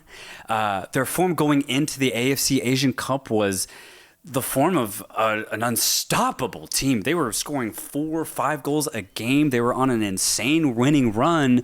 And then they played the AFC Asian Cup and they were shaky and ridiculously shaky. And they were favored to win it. And at the end of the day, they didn't even get close by their standards. It was a very poor tournament overall for Japan. And since then, I've just been very disappointed with the approach to the game. I think the fluidity that we saw in 2022 at the World Cup and the fluidity that we saw post-World Cup going into the AFC Asian Cup, I don't think it's been there. I really don't. Again, the quality is there, but the fluidity, the cohesiveness, I think the overall link-up play has become predictable. And I think the one-on-one ability that used to exist with players like Junya Ito, Tomiyasu maybe in fullback position, with Minamino, they're all good players, but I just don't think it's there anymore. So what you get is a team that plays good football, but the effectiveness, the actual output, I just don't think it's there anymore. And we saw it when they played against the USA and Mexico. At the end of the day, both USA and Mexico were in weird form, and they were able to handle Japan, I thought, very well. So if USA and Mexico could handle Japan, there's no doubt in my mind that a good South American team or a good European team will easily handle Japan. It's a tough group, man. I think this group doesn't help Japan at all. You have a strong Netherlands team, a very defensive Tunisian side, and then a European team that potentially might be Poland, let's say, who's playing really good football for their own context. Yeah. I think the group doesn't make things easier for Japan. They'll have to earn these points in this group. They're an interesting team, man, because I would ask you this. Do they have any veteran leadership on this team? Because in the past, in 2022, especially like I looked at their lineup against I think it was Germany, where they got the incredible victory. Yoshida and Nagatomo starting for that team. Huge. You know, post 30-year-old players, but they were huge for this squad. You look at Japan's squad now, there's barely a player that's over 30 years old. And I know a lot of times I can harp on old players being on the team, but Japan is like fully leaning into the youth aspect of this team. Damn near every lineup doesn't even have a player over 30 years old. And I get worried about that. I think leadership matters a lot with this Japanese team. I don't know if they have that. They have quality players, but what worries me even more is the form of those players. Exactly. You didn't even mention them, bro, but this season so far combined, Kubo and Mitoma, starting wingers for Japan, have 2 goals, 2 assists combined, bro. Exactly. There's still 5 to 6 months going into the World Cup, but you need those guys to be cooking at club level for Japan to reach their best form. There's good names. Kamada with Crystal Palace, Minamino, Morita, Ueda. He's one of the few ones going off. 20 goals, but it is in the Dutch land. But still, he's scoring goals. I need better performances going into the World Cup, because once the World Cup arrives, I'll need Japan to face off against tough teams and get the result that's needed.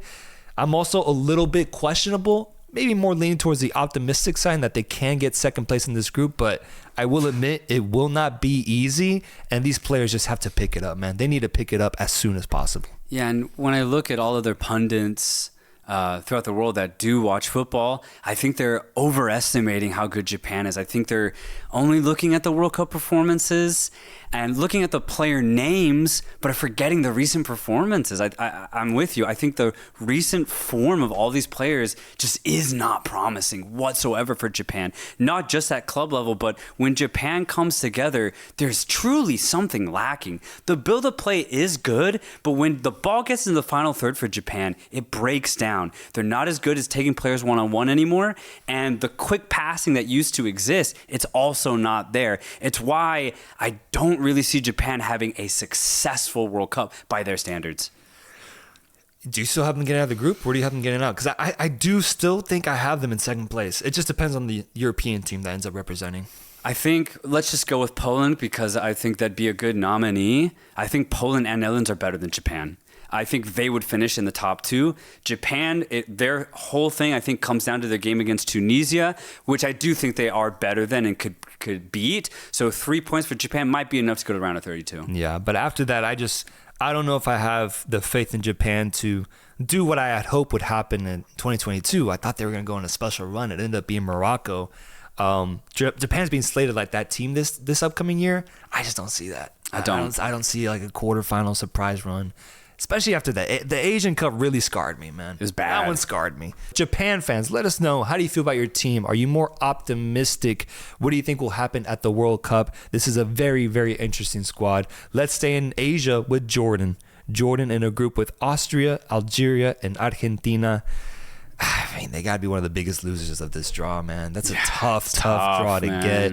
Makes it nearly impossible for them to go on a special run. But you know that Ali Olwan, Al Naimat, and Altamari are going to give it everything in this tournament offensively. It's just unfortunate that basically every team in this group specifically also has a really good defense. And it's going to make it tough for those players to shine. That's what's really tough on this for Jordan. Those 3 players you just listed have some of the best combination play of any front line in all of Asia. It's what made Jordan so successful in getting to the final of the AFC Asian Cup. It's what made them successful with direct automatic qualification in their group. This Jordan team has completely earned it. Their offense is stellar. Unfortunately, though, for Jordan, their defense gets stretched pretty easily.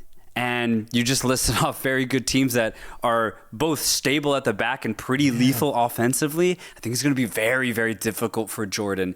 I think we're going to have fun, though. I think Jordan's going to wow the world with their offense.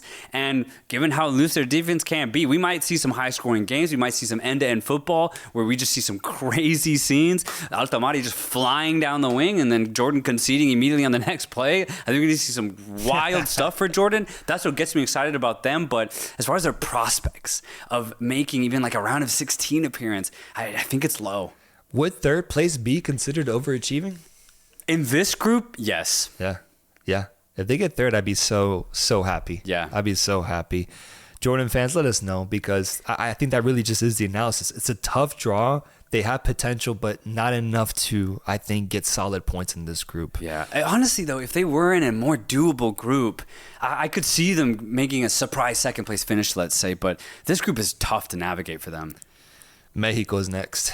Mexico in Group A with South Africa, South Korea, and then a European team. Maybe it's Denmark. We'll have to wait and see. If you'll allow me. Oh, yeah. Look, man. Friendlies are overrated. The fan base is overreacting.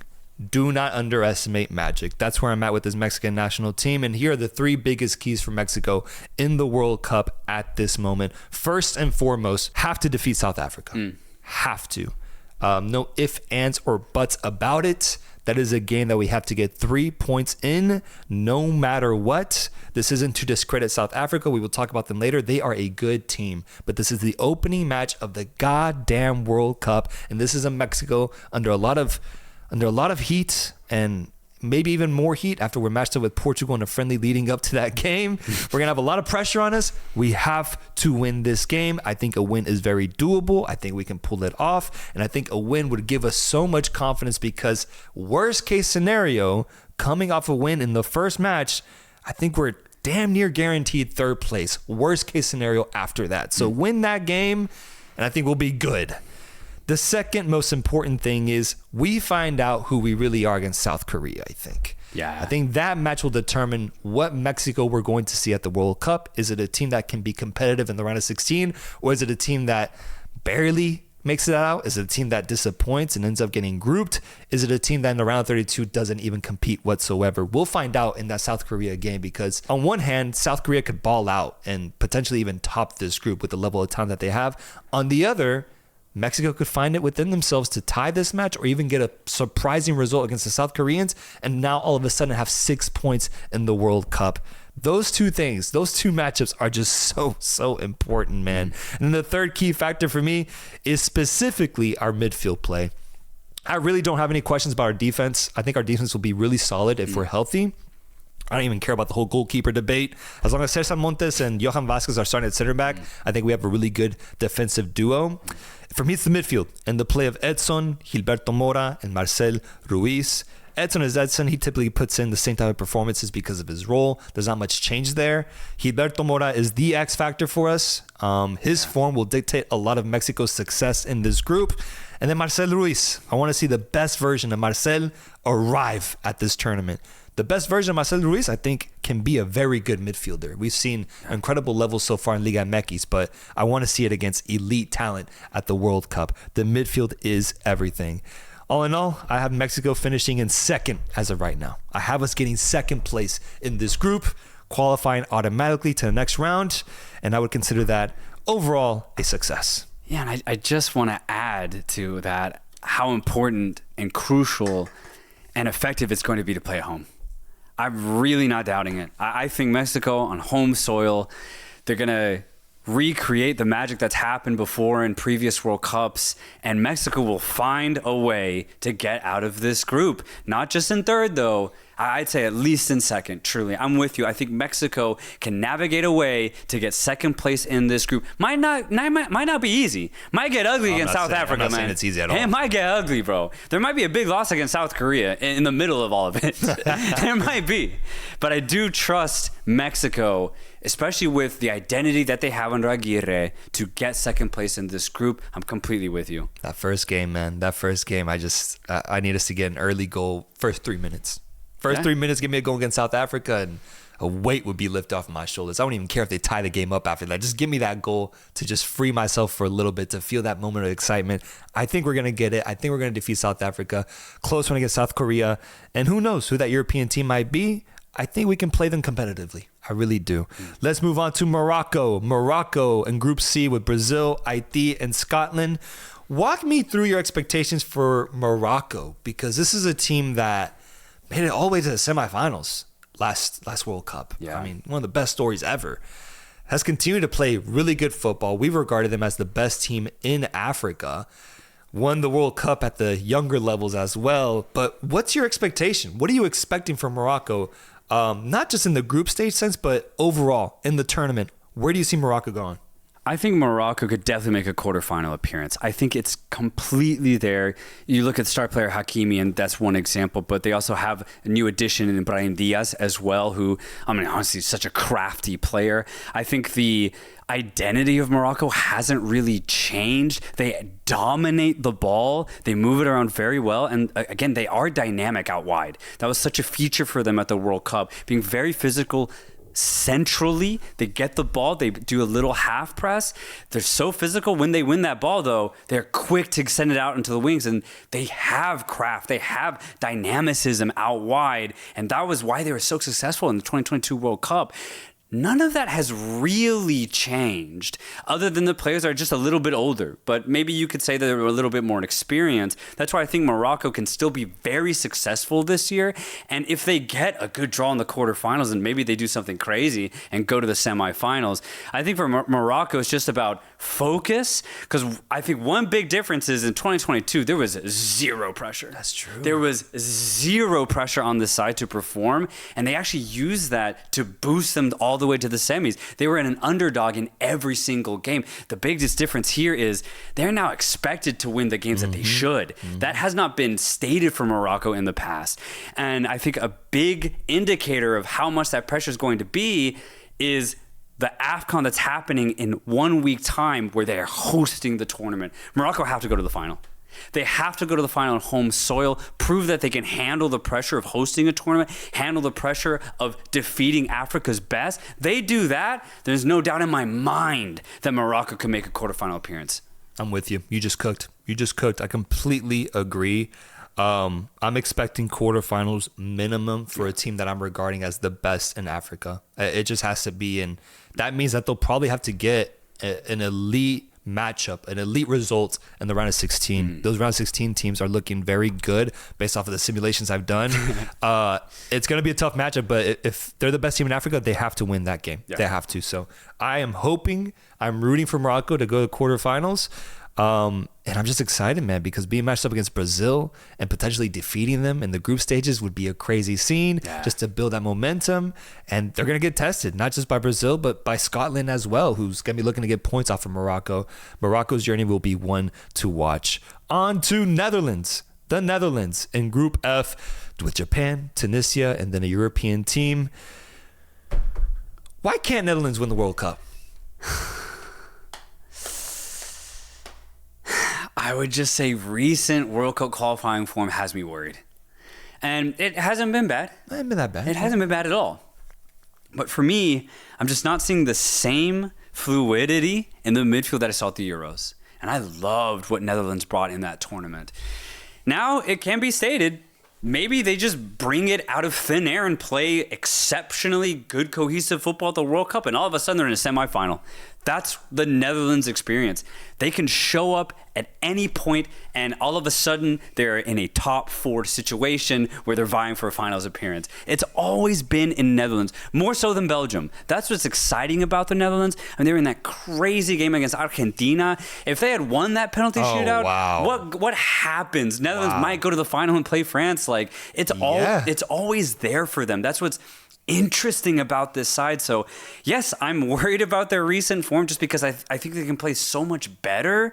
But does it matter for Netherlands? They've proven it doesn't. I don't think it does. I think they could very easily replicate what they did in 2022, which is they had an element of chaos in 2022 that no other national team had. And I think they still have that within themselves. The defensive line is crazy with the names that you have at back. Granted, we're not seeing the best performances from a guy like Van Dijk, for example, so far this season. But like I mentioned with England, you don't need to have the best defense to go deep into this tournament. I think it is good enough. The midfield and the striker position still with Memphis Depay being the go-to guy up there. Cody Gakpo, you get Frimpong sometimes on the wings. I'm just interested to see the lineups that we'll see, who gets chosen to represent this team.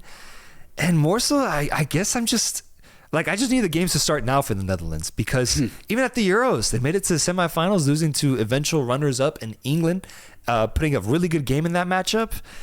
I just need to see them play because I think once the tournament starts, Netherlands could win every game, win that round of 32, win the round of 16, be in a quarterfinal matchup. And if it's a favorable draw, Netherlands could arrive to the semifinal. I just think if we see them go to the quarterfinal, or further, eventually, this modern era of football watchers, we got to put pressure on them to get a trophy, man. Because I feel like they get off a little easy, man. They get off a little easy in the fact that they continue to disappoint, not lift a World Cup, not lift a Euros, despite ultimately having an elite squad.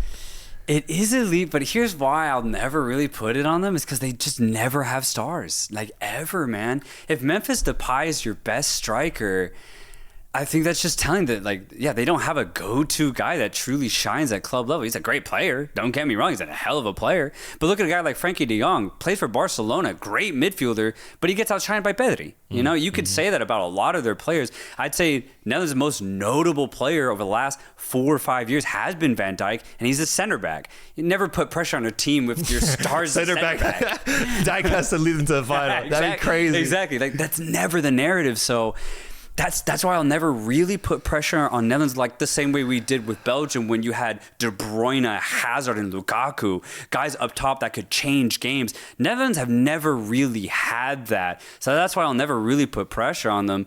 But honestly, to their credit, I love how they just approach tournaments with a winner's mentality. Like, they don't care about the form. They don't care that they don't have stars. They know that they can ball like no other. And that's what makes Netherlands dope. We talked about the Croatian mentality, but that Dutch mentality, man, honestly, it's just as confident. It's just as good as the next best nations out there. You can't deny it. I feel bad then. I feel bad. I shouldn't have said that. I'm not going to put any pressure on them then. They can just disappoint for decades on decades. It's Netherlands. They don't have a star. You know, you're right. You're right, bro. Let's talk New Zealand. Let's talk New Zealand in Group G with Belgium, Egypt, and Iran. This is the best New Zealand performance that we've seen at the World Cup. I had to look it up. Was in 2010. Yeah. When they drew all 3 matches and finished with 3 points in a group with Paraguay, Slovakia, and Italy. The reason I looked up that performance was because going into this one, I was thinking, is this the best New Zealand team of all time? Maybe it is, but they'll have to top the performance that we saw in 2010 where they tied every single game. Will this team perform better than in 2010? Oh, dang. So they just need 3 points. Just got to win 1 game. Just need 3 points, and then a draw would be crazy as well to add to it. I could definitely see them winning 1. Outside of that, I don't know. I don't know. Maybe they match it. I could see them matching 2010. But it's a great point. On paper, this is the best New Zealand side ever. You look at the talent, it's mainly European, and you add in a guy like Chris Wood who, found ridiculous form last year with Nottingham Forest, and all of a sudden you kind of get excited when you look at New Zealand's squad on paper.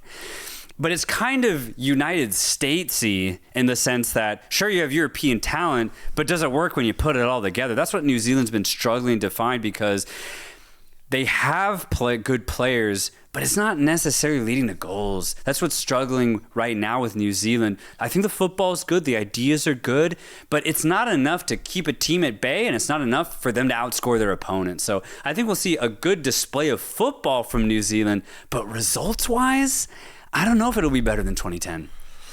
Yeah, I'm with you. Although the optimist in me is saying New Zealand gets third. Yeah, they get third. I could see that. Expressed I'm pretty low on Iran. I don't know if I'm as low as to say they get fourth place in this group, but if there's a team that New Zealand can expose, I think it's this Iran side. New Zealand gets a victory against Iran and suddenly they're in third place. I think that could happen. I do. So I'm hopeful for what New Zealand can do here. I would love to see them get a victory. And then if they're able to surprisingly tie Egypt, then all of a sudden we're talking about the best World Cup performance we've seen from New Zealand ever. Yeah. And I'll be rooting for that. I will. All right, brother. We've got Norway next. Norway up next in Group I with France, Senegal, and potentially Iraq. This Norwegian team, man, I anticipate a lot of positive talk about them, a lot of exciting talk about them, but I have to start off by asking this question because I'm seeing a lot of other media outlets also be so positive about Norway for good reason. But are they at the risk of being too overhyped? Given that they're not proven historically, is there a chance that Norway gets overhyped this upcoming World Cup? Nah, I think the quality on paper is too high. Okay, you're not having it. It's way too high. Erling Haaland might be the greatest scorer in Premier League history. He's at least on course to do so. He's on this team. And not only that, you have probably one of the best, most creative facilitators of the ball in the game right now in Odegaard, who, by the way, is leading the Premier League table right now with Arsenal. Those are two just ridiculous talents you have on this squad. But outside of that, you have great supporting cast. Nusa seems to be the best winger in the world when he dons on the Norwegian jersey. It hasn't been just one, hasn't been just twice. It's been the entire 10-game World Cup qualification cycle for Norway, for Nusa specifically. You also have Sorloth, who can play alongside Haaland. He can come off the bench. He's a very clinical striker, not just for Norway, but also for Atletico Madrid. Doesn't get a ton of minutes, but pretty much every time he steps on the pitch, he's scoring goals, both at club and international. That's another player you can add to the side. And then, again, the fringe players for this team that start. Berger has been fantastic in midfield. Also, Ryerson, who plays for Dortmund, puts in insane shifts for this side. You look across the entire pitch for Norway, I'm only seeing goal, bro. I'm not seeing fluke here. So I can't have that. I believe in this Norway side. I believe in this project. Then let me ask a different question then that aligns more with what you're thinking. How far-fetched is it to say Norway will actually win the World Cup? I'm talking images of Haaland lifting the World Cup. How far-fetched is that? Oh, how far-fetched? Or is it not that crazy? It's not that crazy. Oh, you're serious? It's not that crazy. I have this team as a true dark horse, dark as night. And I honestly have Norway making quarterfinals. Wow. And I'm actually going to say they make a semifinal appearance. Wow. But for me, it's minimum quarters, minimum for Norway. Wow. Heavy words, brother. Heavy words. I'm not doubtful. I'm just trying to provide the other side. That's all. What side are you on, man? Look, man, it's a beautiful time to be Norwegian. It really is. I'm low-key jealous. Everything I'm seeing, I'm watching the Erling Haaland vlogs on YouTube. It looks incredible. So I just want it to happen. I don't want to get my hopes up and be disappointed when Norway gets knocked out in the round of 32. That's what I don't want to happen. It won't. I promise you. Okay. If you can promise me that, then I'm on board. I think this Norway team will cook. I don't have to add on to anything you said because I completely agree. Norway is such a dangerous team at this tournament. Here's my last question for you. Erling Haaland, over or under 7 goals at the World Cup? Yeah, so if they make the run I'm saying they make, then I would say... Shit. I'm saying right at 7. But I'll go over just for the sake of it. For a second. I'll just go just the over. Yeah, I would go over. They'll make it out of the group stage, so that's 3 games there. I could see him getting 3-4 goals in those games. If he goes off in one of them, might even be 5 or 6. And then round of 32, round of 16, 2 goals in those games combined, maybe. Yeah, puts him at like 7. If they make it a quarters, he's getting more than 7. That's all I'll say. And I think they do. Next up, Panama, the Panamanian dream is revived as they qualify for the World Cup in a crazy CONCACAF region. They're placed in a group with Croatia, England, and Ghana. Panama, brother. Panama is back with Thomas Christensen, one of the best coaches in CONCACAF, but a team that has been up and down so much, can play at such a good level in the CONCACAF region, but then can also disappoint in those really big matches, as we've seen them fail to really get any silverware in this area. Granted, Panama is a good team, bro, and they made it through World Cup qualification, and they're put in a group where they're gonna face some challenges. They really, really are, and I don't know, man. Are you feeling optimistic about this Panamanian team? A little pessimistic? Where are you at on your hopes? For me, Panama are the Japan of CONCACAF. I think if you look at who they were a year and a half, 2 years ago, you'd actually be really hyped for them. But you look at their current performances, I thought they had a horrible World Cup qualifiers by their standards. Terrible. They didn't show up till the 6th match. And even then, they only showed up for like 45, 60 minutes. I don't know where the form has gone, but it's just not there anymore. And it's very similar to Japan in the sense that it's the same players up front. There's been no change. There's been no change in the coaching staff. There's been no change in who gets selected, in the shape, even in the approach to the match. It's all the same. What has changed, though, it's just been the form of the players themselves. It's just not the same. The established passing routes that they once had, where it was just clicking, it's not there anymore. The dynamic one-on-ones we used to get with Bárcenas, with José Luis Rodriguez, it's also not necessarily there anymore. Even Michael Murillo, when he does play, I don't really see him for 30, 40 minutes in the match, where he used to be very effective when he would go forward. For me, Panama, the story's great, the form's just not there. Imagine Panama plays the best football that they can possibly play, right? Everyone's just cooking. Everyone's on form. You see the best performances from everybody. I wish. Is that enough to even get second in this group? I don't think it is. Right. The best version of Panama, I still don't think beats Croatia.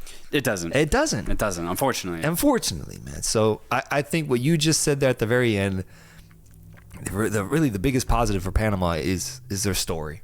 Yeah. And so if you're Panamanian, get to using that imagination, because, I mean, you made it to the World Cup. That's what's very impressive ultimately. Despite having a questionable World Cup qualifying appearance, you made it. You did it. That's good. Panama at the World Cup in the States specifically will be great. A lot of their fans will be in attendance, but seeing them go beyond third place potentially, I don't see it. And I think third place will be a struggle, because they got to defeat Ghana to get that third place spot. And I just don't think they will. I think Ghana defeats them. Yeah, I think Panama's best version could get the best of Ghana, but with Panama in poor form, I see them finishing bottom, man.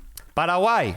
In Group D with Australia, USA, and a European team that has not been determined yet. I love Paraguay, man. I love Paraguay's attitude. There's a fight. There's a fervor. It wasn't there at all in 2024 Copa America, but Paraguay has undergone football puberty. They're grown men now. They're grown men now. I think this team is a new side in comparison to what we saw a couple years ago here in the States. The question is just how high can they punch, and is it high enough to get out of this group in first or second, or maybe even in third if things go wrong for them? What do you see for Paraguay? Yeah, I think Paraguay is a really exciting team to watch this World Cup. They're a rejuvenated side that has never been to the World Cup, these players. The last time they were here was in 2010. It has been such a drought for Paraguay, but they're back, and they've completely earned it. They're right on par with that third tier of South American teams that are below Colombia and Argentina. Paraguay is right there. And that makes them, for me, very competitive. You look at the way that they play, it's very physical, but it gets exciting when you look at players like Enciso, like players like Almiron. I think what Paraguay bring to the table is just pure determination, pure grit, that South American brutality.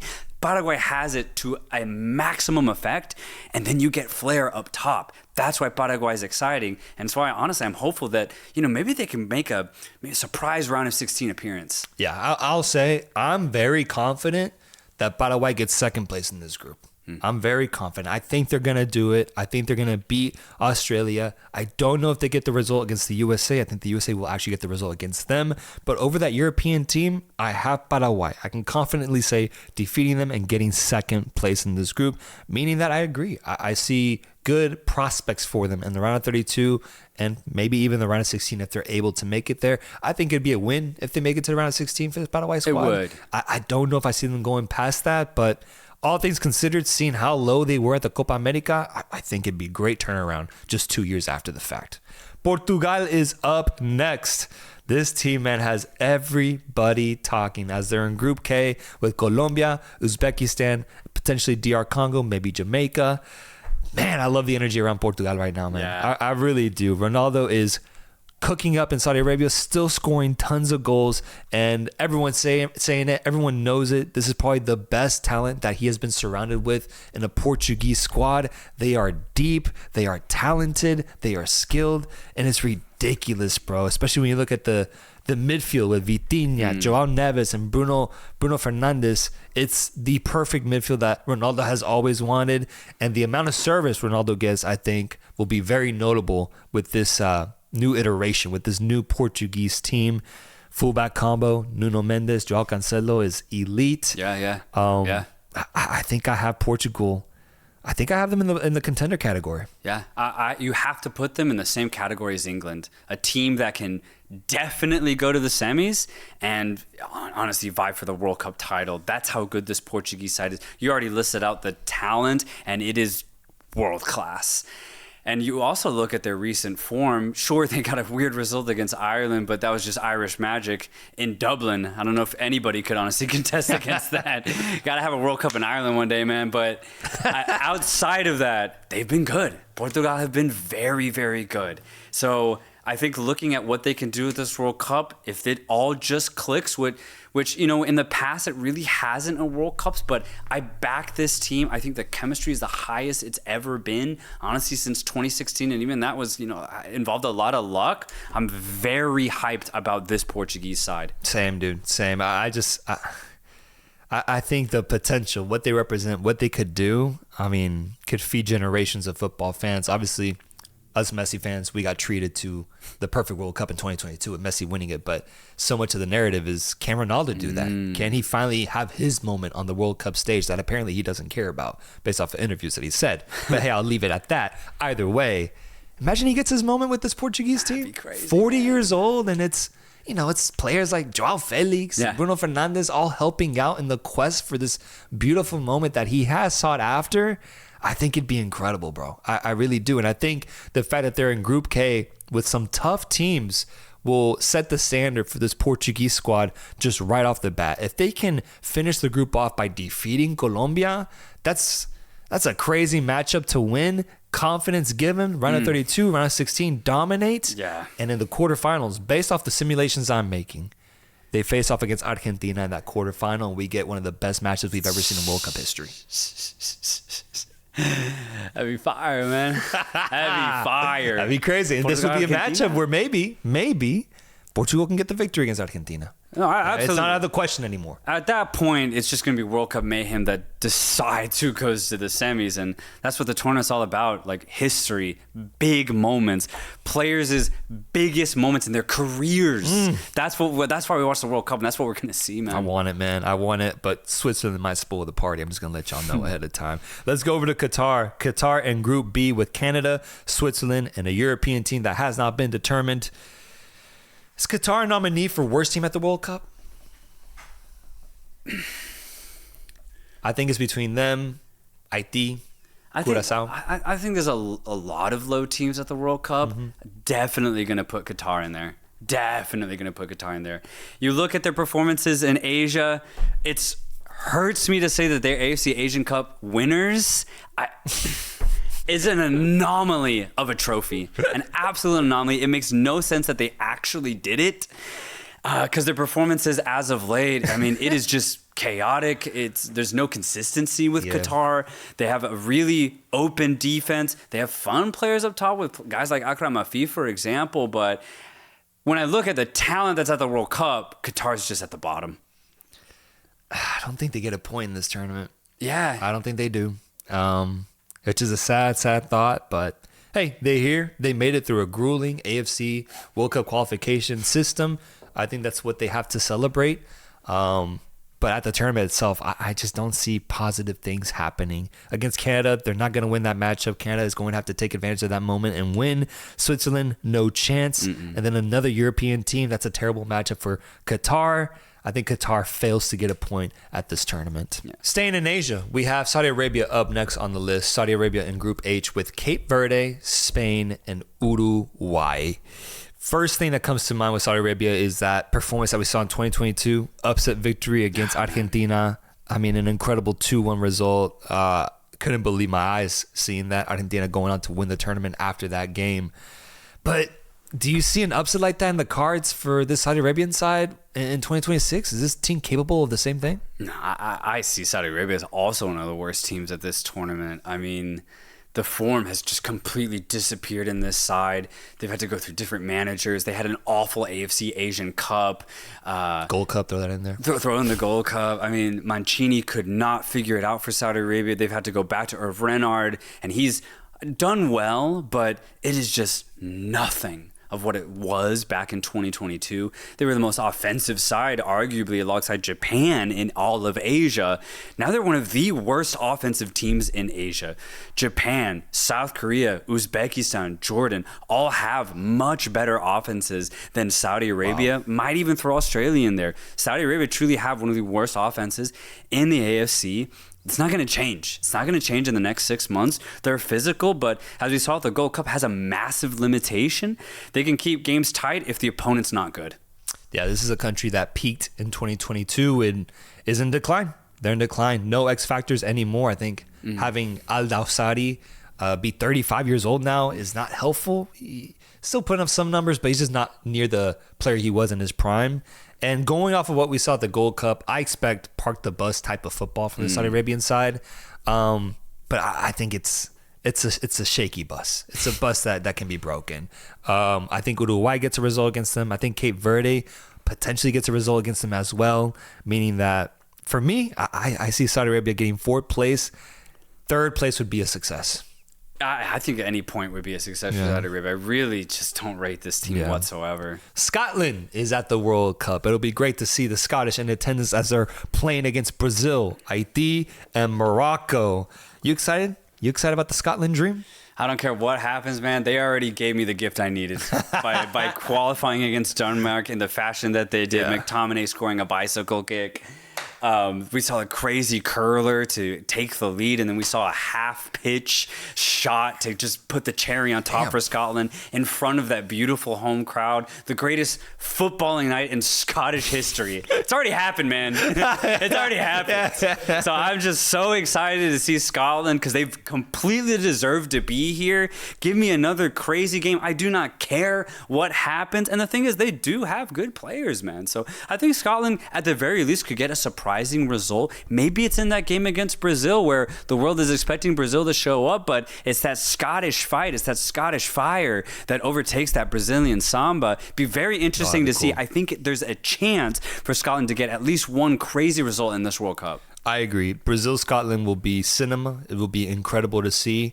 I'm also curious to see if they can blow out Haiti. They need to defeat them by as many goals as possible. I think that's their first game, so that is helpful. But that's the game where they have to. I mean, they got to do what they did to Denmark: score 4 goals, man. Like just pure offense. We need to see from the Scotland team. Potentially get something against Brazil. Do you consider this an unlucky draw for them? Yeah, Brazil, Morocco is tough. Like, let's be realistic, because we already mentioned the potential of Brazil, though we don't think it'll really show up, and I think that'll be to Scotland's advantage. So that's why I don't think it's the worst draw, because they can take advantage of a shaky Brazil. Yeah. Man, I can't wait. If they do it, they get a result against Brazil. That'd be crazy. It'd be the worst Brazilian performance we've seen in the World Cup in years. If they don't win against Morocco or Scotland. Let's go on over to Senegal and Group H with France, Norway, and an intercontinental winner that has not been determined. Here's my take regarding Senegal. I don't think the Senegal team is better or worse than the 2022 version. And I think that's a good thing, because there's so much more hype around that 2022 team, given that they had won AFCON, they had a more informed Sadio Mane, and they hadn't really achieved the things that they achieved in those years in the build-up to the 2022 World Cup. But now they've kind of gone a little quiet while still playing really good football, qualifying out of a group in Africa that DR Congo was in, and they were in a tight race for months, man. And it was Senegal that ended up topping them. Yes, Mane is aging, but you look at the offensive line, and it's exciting, bro, because you have Ndie, who is a killer up top, bro. Yeah. Killer, playing in the Prem, and a very good Premier League winger. Nicholas Jackson up top. Sure, he has his criticisms at club level, but on the international stage, that's a decent forward to have. And Ismail Assar, who still is playing with the Senegalese team up top. In the midfield, Idrissa Gana Gueye is aging, but you have Pape Gueye next to him, putting in a shift, right? The next generation on some Master Splinter type shit, right? Teaching him the ways. Mendy and Koulibaly are aging too in that backline, but you have Diatta and Diouf as those fullbacks, and Niakate as the pairing center back, which I really like. There's also other options there if you want to go with them. I don't think there's been a drop in talent. I actually don't think there's been a drop in the talent. And yes, their key players are aging, but I think the youth, I think the players that are in the ranks coming up are good enough to maintain the same level we saw from Senegal. Is it a level that can go deep in the World Cup? I don't think so. But what? They went out in the round of 16 in 2022? Maybe they do that again here at this tournament, and that wouldn't be the worst thing, all things considered. Yeah, it's a great point. I don't think Senegal is any worse or any better, but due to no real momentum, I think my expectations are lower for them this year. It's a great point. And just kind of disappointing, I think, at the end of the day, because Senegal reached such great heights. It ended kind of earlier than expected at the 2022 World Cup. And now they're in a situation where, they have great players, as you listed out. And I think they will have something to say in the group stage. But, will they go to round of 16? It's a tough draw, What too. is the actual potential of this side? I'm not very hyped about it. Yeah, well, that hype gets ruined when you have to face off against Norway and France. Right. It's just that simple. It's so tough. It's tough. That is so tough. You're hoping for a third place qualification if things go their way. And then you're hoping for magic in the round of 32 and the round of 16. So I see that perspective. I do. I think I just want to make it clear that they haven't dipped. They're not worse. Right. They're not worse. And I feel like the sentiment is that they are, because they're just not talked about as much. But yeah, the draw just makes it really tough. Let's look at another African side, South Africa. South Africa opening the World Cup against Mexico. That's going to be a joy to see all the South Africans in attendance. I love it. I really, really do. And I want to ask this question playfully, because there's so many South African supporters online. That's something I've come to learn covering the World Cup and the build-up. A lot of South African support. So I know they'll be watching this specific part of the segment. So playfully, I asked this. Is South Africa as good as South Africans think they are? The South Africans, man, they reach out on Instagram, they comment on our videos. When we said Morocco was the best in Africa, they were adamant that South Africa is the best team in Africa. I'm going to say no. They're not as good as maybe their compatriots put them out to be. But let me explain. Let me explain, because I don't want to hurt anybody here, because I actually do like South Africa. What I would expect from them, if you don't know who they are, is look at what Mamelodi Sundowns did at the Club World Cup. They were able to take on good opponents and actually get some very good goals. But at the end of the day, the results did not go Sundowns' way. It just didn't. And I kind of see a similar thing happening for South Africa here at the World Cup. I think they will take it to Mexico. They'll take it to South Korea. But I think over the course of 90 minutes in those games, they're going to get done in. The talent is there offensively for South Africa. And I do think this is actually a better team than in 2010. The problem is that you're playing the host nation in Mexico. And for me, you're playing the best team in Asia and South Korea. That's tough, man. That's really tough. And then you have to play against European talent. I don't think South Africa will get demolished at all in this group stage. I just don't see them winning particularly a lot. I will say, I think the opportunity is a good one. Matched up against Mexico to open the game can seem like a disadvantage, obviously, with Mexico hosting and everything. But imagine South Africa stuns the host. Yeah. Like, imagine that, bro. Like, that'd be insane. And what that would do for South Africa, the country, the people, and then their journey in the World Cup would be huge. And you're not asking for something that's impossible. I mean, Mexico does have their flaws, and it's a team that can be beat. if they're played against the right way, South Africa does that, they pull off a historic result, and who knows what could happen for them in this World Cup. I think the opportunity is one that ultimately is a good one for South Africa when you look at the draw that they got, and when you see how limited other teams like Jordan or ID are because of their draw. South Africa, there is a chance, man. There is a chance, and I think they need to really cling on to that hope, because special things could happen at the World Cup. I do think overall it will be difficult, given that they have to face off against South Korea, as you just mentioned, and then a tough European team. But the chance is there. I'm hoping for the best for South Africa. Obviously, I'm a Mexico fan, so I'm hoping that they defeat South Africa. But either way, I'm excited to see them at the World Cup, and I think they're a team to definitely not underestimate, and that will be looking to prove a point at the World Cup with zero pressure on them. Zero pressure. You cannot underestimate South Africa. That's the only thing you cannot do, because South Africa have tremendous pace up top.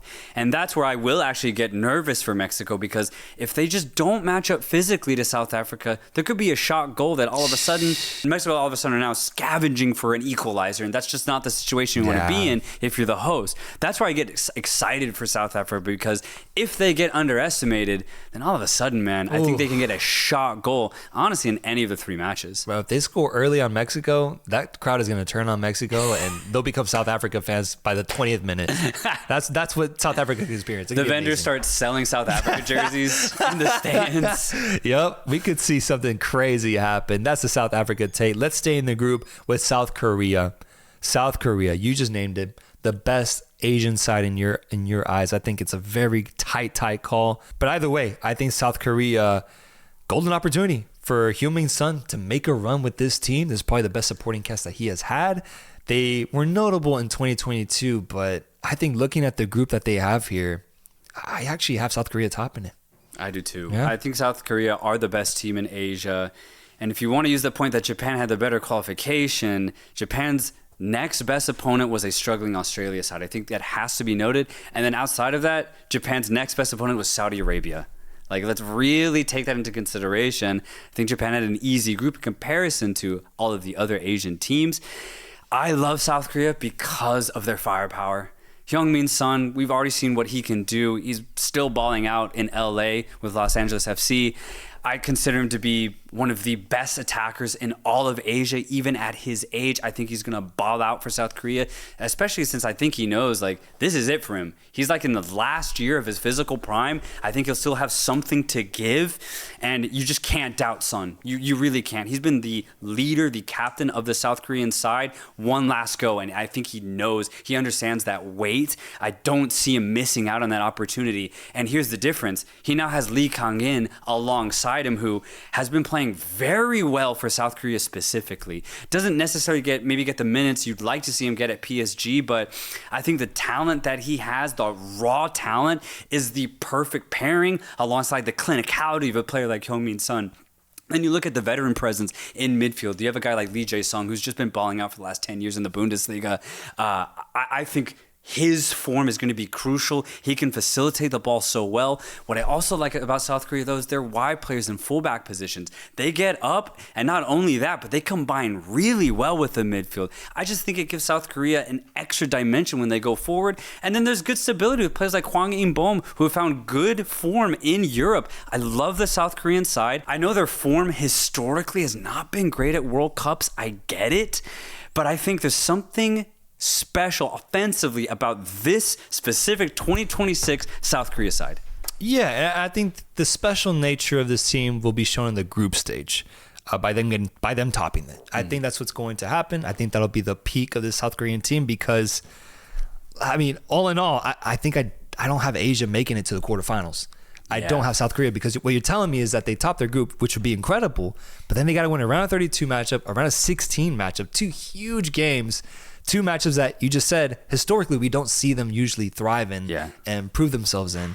And I just don't know that, although they do have these good names and they've improved contextually within their own country, I don't know if it's enough to face off against a really good round of 16 opponent and defeat them. So I think ultimately I see the round of 16 as a limitation. I don't have South Korea in the quarterfinals personally, but topping the group, I think would already be huge progress for a South Korean team that was fighting to make it out of their group in 2022, topping a group that has the host Mexico in them, and I think they're going to play us really, really well. I think will be really impressive. Yeah, that's actually a great point. I think South Korea will have a good group stage, but their massive limitation is their central defense. They are leaky at the back specifically, and I don't think it'll get fully exposed until the knockout stage. Yeah, I agree. Spain. Oh my God, Spain. They are in Group H with Cape Verde, Saudi Arabia, and Uruguay. I mean, no discussion here about what they're going to do in this group. Let's move on past the group. Yeah. Are Spain the official favorites? Vegas says they are. Vegas says they are? Vegas says they are. Oh, interesting. So the bookies really like Spain. Bookies are saying they are. If I took Copa America, Argentina, so 2024 Argentina and 2024 Spain, if I played them together right now, I pick Spain. Okay. I pick Spain. Here's what's interesting about Spain. I want to look at their individual players right now, the players that popped off last summer. Lamine Yamal's had a weird start to the season. It cannot be denied. But he's still shown he has ridiculous talent on the ball. Honestly, on a weekly basis, he still does stuff with that ball that I don't see any other player do, right? But I do just hope that we see Yamal in his physical peak, because I think that's going to be crucial. I think Yamal has to be completely injury-free for Spain to have a title-winning World Cup campaign. That is crucial. If there's a slight knock, if he has a slight pull somewhere, I just don't know if Spain can really reach that same height that they did at the Euros. That worries me a little bit, just considering how injury-prone he's been a little bit this season. It's worrying. You go to the other side of the pitch, Nico Williams has had a weird season at Athletic. He's had a weird season. But maybe he can still find form in that Spanish jersey. He did in the summer, so I'm not going to fully doubt that. You look at the midfield, Pedri's got to be there, right? Pedri has to be there. He himself is also injury prone. That worries me a little bit, but let's just say he's fully healthy. All right, bet. You go to the back line. Cucurella's having a great season at Chelsea. It's fantastic. He was immense for Spain in that Euro final. The center backs have been a little interesting club-wise. Dean Huijsen has not been the same as at Bournemouth. I'm just going to be completely honest. He has not found the same form with Real Madrid. I think that's a huge point.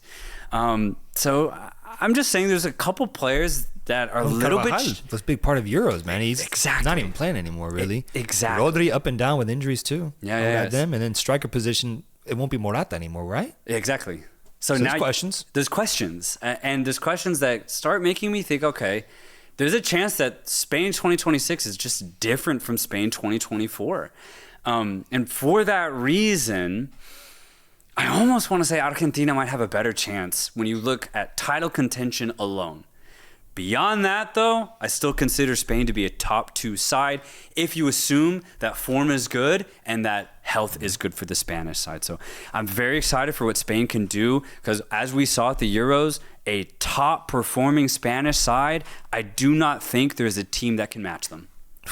I mean, yeah, right now in world football, at their best, they are unplayable. Kind of on that same line, I was thinking, what would keep Spain from winning? I think it's 3 things. Injuries, as you said, form, and then the striker up top. Yeah. Are we going to see Ferran Torres start for the national team and be the go-to guy? I think as of right now, that is the best candidate over Oyarzabal. I have questions. But on the opposite end of the spectrum, Spain wins the World Cup. Spain goes off. What would a second World Cup mean for Spain? I think that would finally announce them as... I mean, we've known that they're a big nation footballing-wise, especially at the club level. Barcelona and Real Madrid getting that first World Cup trophy in 2010. But winning a second one, you start entering a new conversation as a country, I think. And winning 2 of those in the modern era of football, I think would be very notable. I'd almost respect this more, 2 wins now in the modern era versus like 4 in the 80s. You know? I think Spain would just end up continuing that conversation of development of football at the regional level as just one of the most elite in all the world if they win a second World Cup. Yes, that's how I see Spain right now if they make a deep run semifinals, finals appearance, and it would be established, it would be certain if they win it. The fact that a win here in 2026, I think would cement the idea that Spanish football, the way it's played, the style of it, the teaching and education of it within the country is as good as it gets. Yeah. Because for me, when they won it in 2010, that 2010 World Cup, for me, I see it as the defining beginning of the modern era of football, and it starts with Spain. So to continue it 16 years later means that they not only started the modern era of football with the tiki-taka approach that is so prevalent throughout all of European football and South American football, but it would show that it has continued for 16 years since then. So I think this is why this is a massive moment for Spain. I agree, man. I'm excited. I would love to see it happen, and the reaction from the footballing world will be incredible. Spain, top 2 side in the world. Let's see the form of these players improve. I think we will see it improve in the build-up to the tournament. I think they know it. That Finalissima matchup will be crazy, too, against Argentina. There's a lot of football left to be played for Spain, but I think you should be feeling very optimistic if you're Spanish. Let's move on to Switzerland. Switzerland in Group B with hosts Canada, Qatar, and a European team that has not been determined. Hot take alert. I got my hot take alert. Here comes one. You ready? This is the best Swiss national team of all time. I like that. You like that? I like that. Expand. The closest competition, apparently, after doing my research, 1954 Switzerland. Hosted the World Cup, and they went to the quarterfinals. You could also throw in 2022 World Cup Switzerland if you prefer modern era football, but that team didn't go to the quarterfinals, and I think they got knocked down around 16, so there's a limitation to that.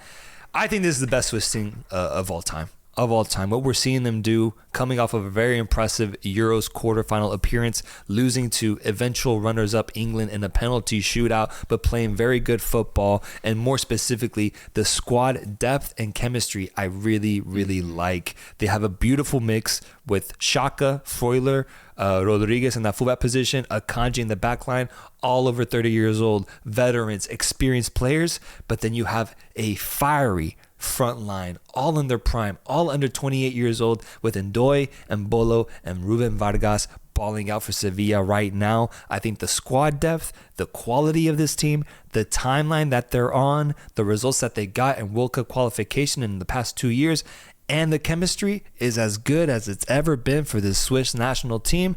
Best Swiss team of all time, and I think they're going to prove it at the World Cup. Yeah, the Swiss team is so well built. It's almost like a Brighton wet dream where there's no real stars, but every player is almost perfect when you compare how they play with each other. It's insane, man. It'll take you a minute to get past that one. It's insane what they have, because you have like high IQ players in Akanji, but then you have very, very physical players in the midfield and up top with players like Mbolo. You have great dynamicism out on the wings with Ndoye and Vargas. You have an amazing blend of different styles of play that all comes together to create this 11 Swiss team.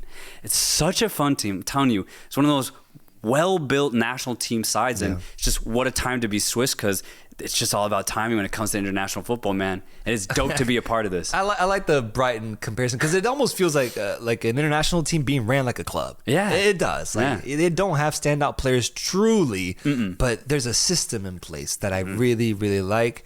Do you trust Yakin? Do you trust him? I do. Yeah. I really do, because I think he's recognized who's in good form, and this has been, over the course of several years.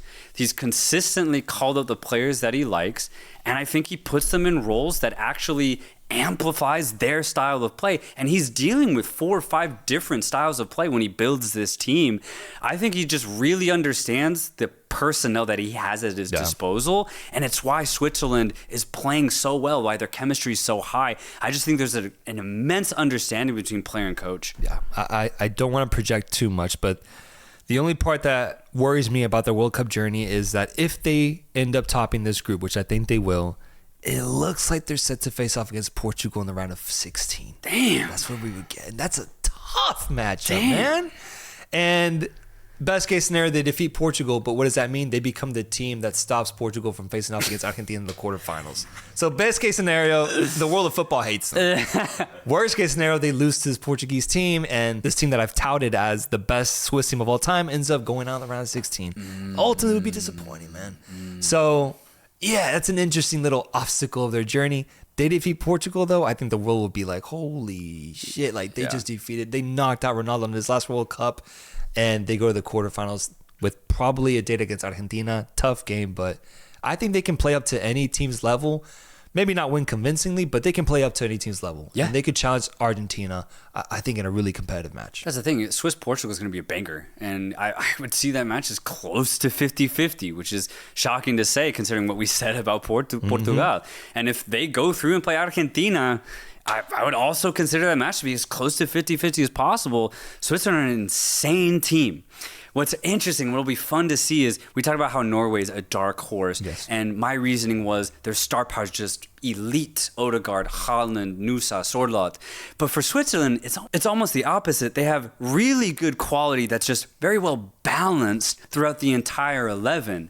It's a different type of dark horse in Switzerland. Oh, yeah. True. This is a racing horse, a Kentucky Derby horse. I don't know much about horses.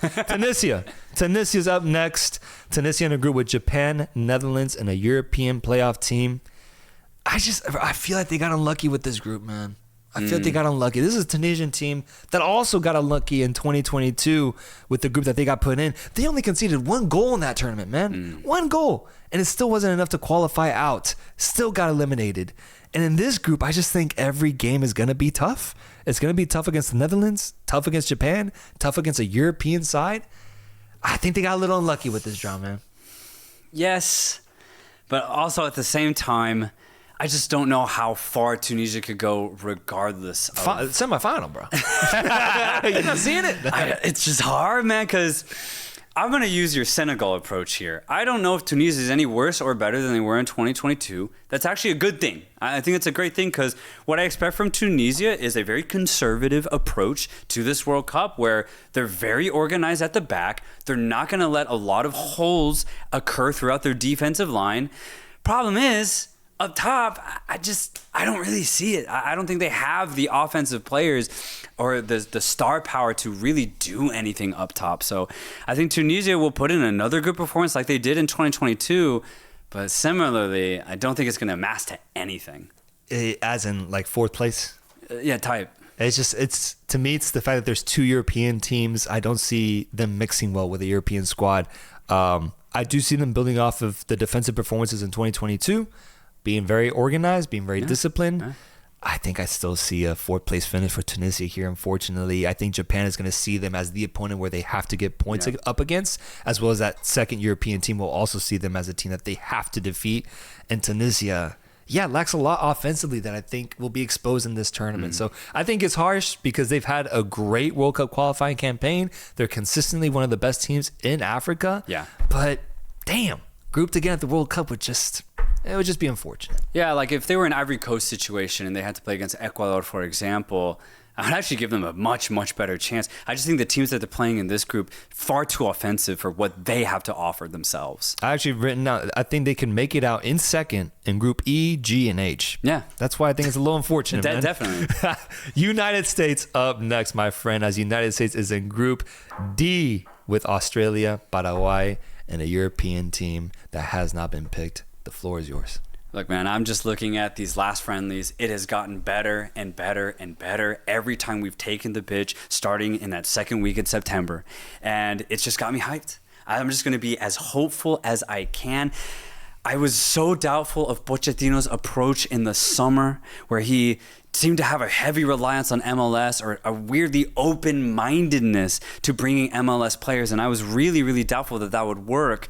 But it has been brilliant because it has made every single player that gets called up give everything for this USA jersey. And I think that is exactly what we needed to reinvigorate this USA side. Because what I saw in this November window was determination, grit, sacrifice, blood, sweat, tears, everything. Yeah. And it culminated in an absolute thrashing of Uruguay. It culminated in a really good, dominant performance against a physical Paraguay side.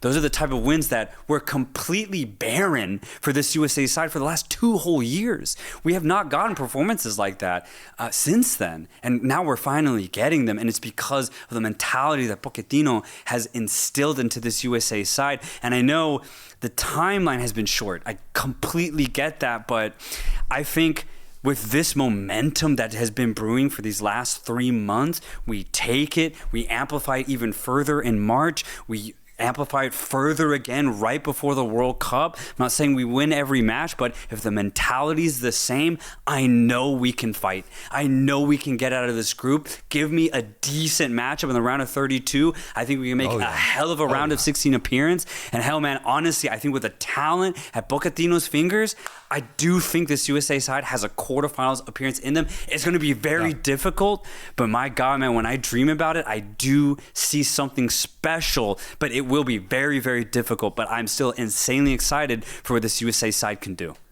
I feel essentially the same. This is the most pro-USA I have ever been. And no, I am a Mexico fan. This is the most pro-USA I've ever felt because I love this group. I love this opportunity. Yes, this group is tough. It is not easy. It is not an easy group. I'm not going to say that. But it's the perfect opportunity to set the USA up for success in this tournament. Because imagine how good you as a fan will feel, Pochettino as a coach, the players, if you defeat Paraguay in that first match, Australia in the second, and then close the group out with a victory over a European team. 9 points accumulated in this group. Imagine that feeling. It's a good feeling, right? You're imagining something very good. The thing is, it's not that far-fetched.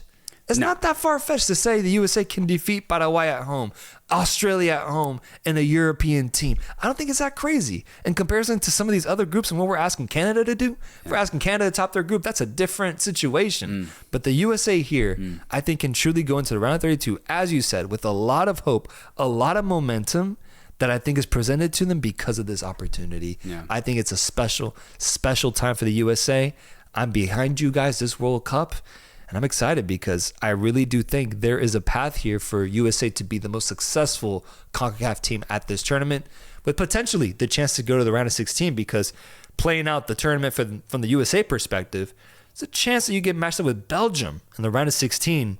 USA can take it to Belgium. I would take that matchup. You would take that. If there's Argentina, Portugal, Colombia still in that round of 16 setup and we get Belgium, I would happily take that, man. England, France, Spain, like all those teams. That's who Mexico might get. If we get Belgium, that'd be a godsend, man. You gotta take that.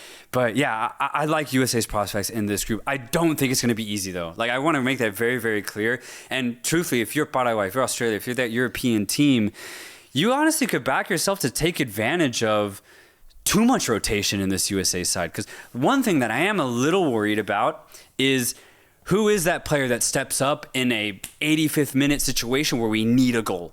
We haven't really been put in those situations, man. And when we have, these last 2 years, it has not gone our way. So I think there's a chance where in a do or die situation, the USA might not know who to turn to. And that's where I get a little nervous when it comes to this USA side and why I think this group might be tighter than other people expect it to be. Oh, yeah, that's for sure. But hey, call up Jordan Morris. Jesus Ferreira. One of the old names, man. Because you're right. Right now, there's no one really stepping up like that. But I think USA will be very happy with this performance. I'm excited to see it. Next team up, we got 2 teams left. We're at the finish line here. Uruguay is up next. Uruguay in Group H with Cape Verde, Saudi Arabia, and Spain. Uruguay's in an interesting state right now. You look at their friendly results, and it's been very bad, very weird, losing 5-1 to the USA.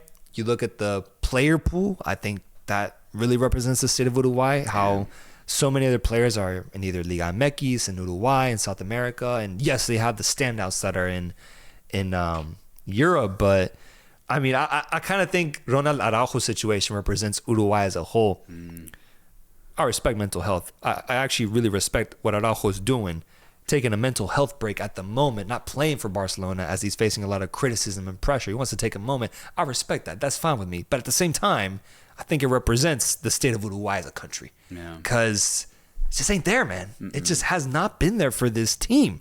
And more so, I think the Marcelo Bielsa factor is getting found out, man. It's run its course.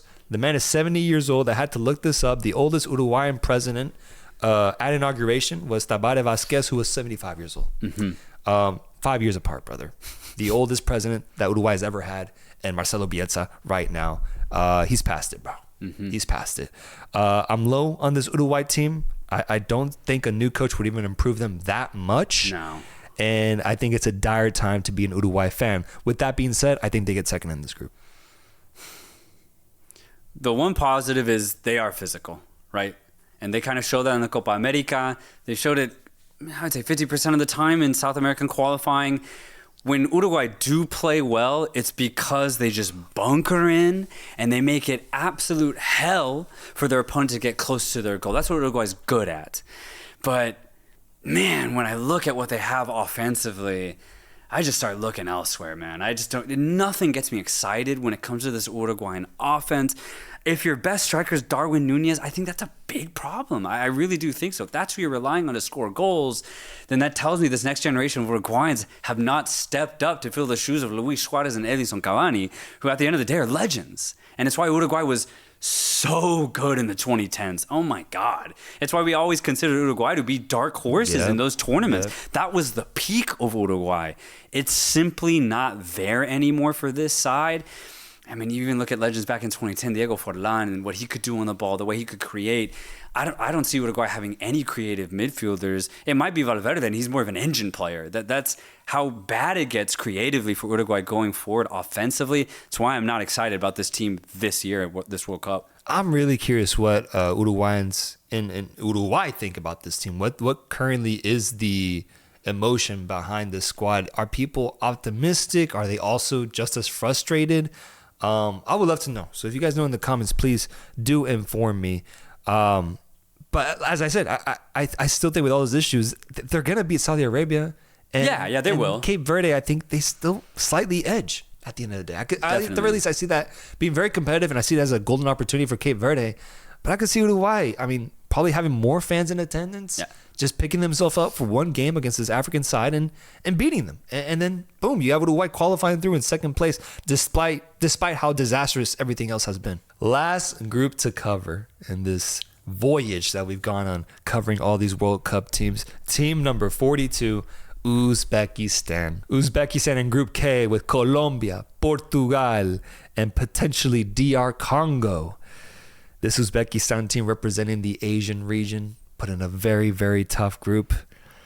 I think if Uzbekistan makes it out of this group in any way or shape or form, it will be a massive, massive success. But Salts, be honest with me. Be honest with me. Do they have enough talent to potentially do that? Or are we just lying to ourselves? I think as good as it gets for Uzbekistan would be third place. I really do think so.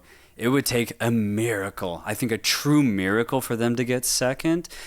Oh, yeah. But not to say that they won't play well. I expect Uzbekistan to, I think, honestly, capture the hearts of people who don't know them, because what I am expecting from Uzbekistan is good football, truly.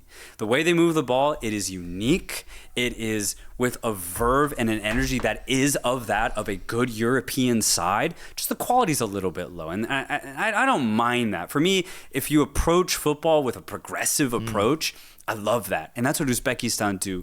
One of my favorite players in Asia, Osman Uranov, an absolute baller. He's Uzbekistani. I love that. It was the last time anybody's ever said that. It's rare, but Uranov has that type of talent where he can get on the ball, he can blow past two players. We're going to see that at this World Cup. That's why I'm excited for Uzbekistan. Maybe not the sense that they can do something crazy, but in the sense that they can show the world that a team like Uzbekistan, who's in all reality is an obscure nation in footballing terms, they can still ball out themselves on occasion. That's what I'm excited for.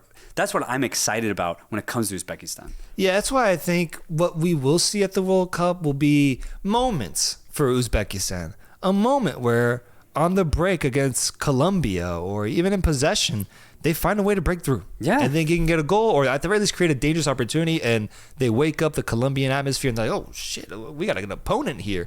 Or even against Portugal, also moments where Uranov goes on a drive or just good dribbling play from other players, and just generate opportunities. Like I think we will see these flashes of brilliance from Uzbekistan. Yes. I just think as a whole unit, it's not that they're they're just not elite, man. That's the problem. They're in a group with Portugal and Colombia, who are two top 10 teams in the world.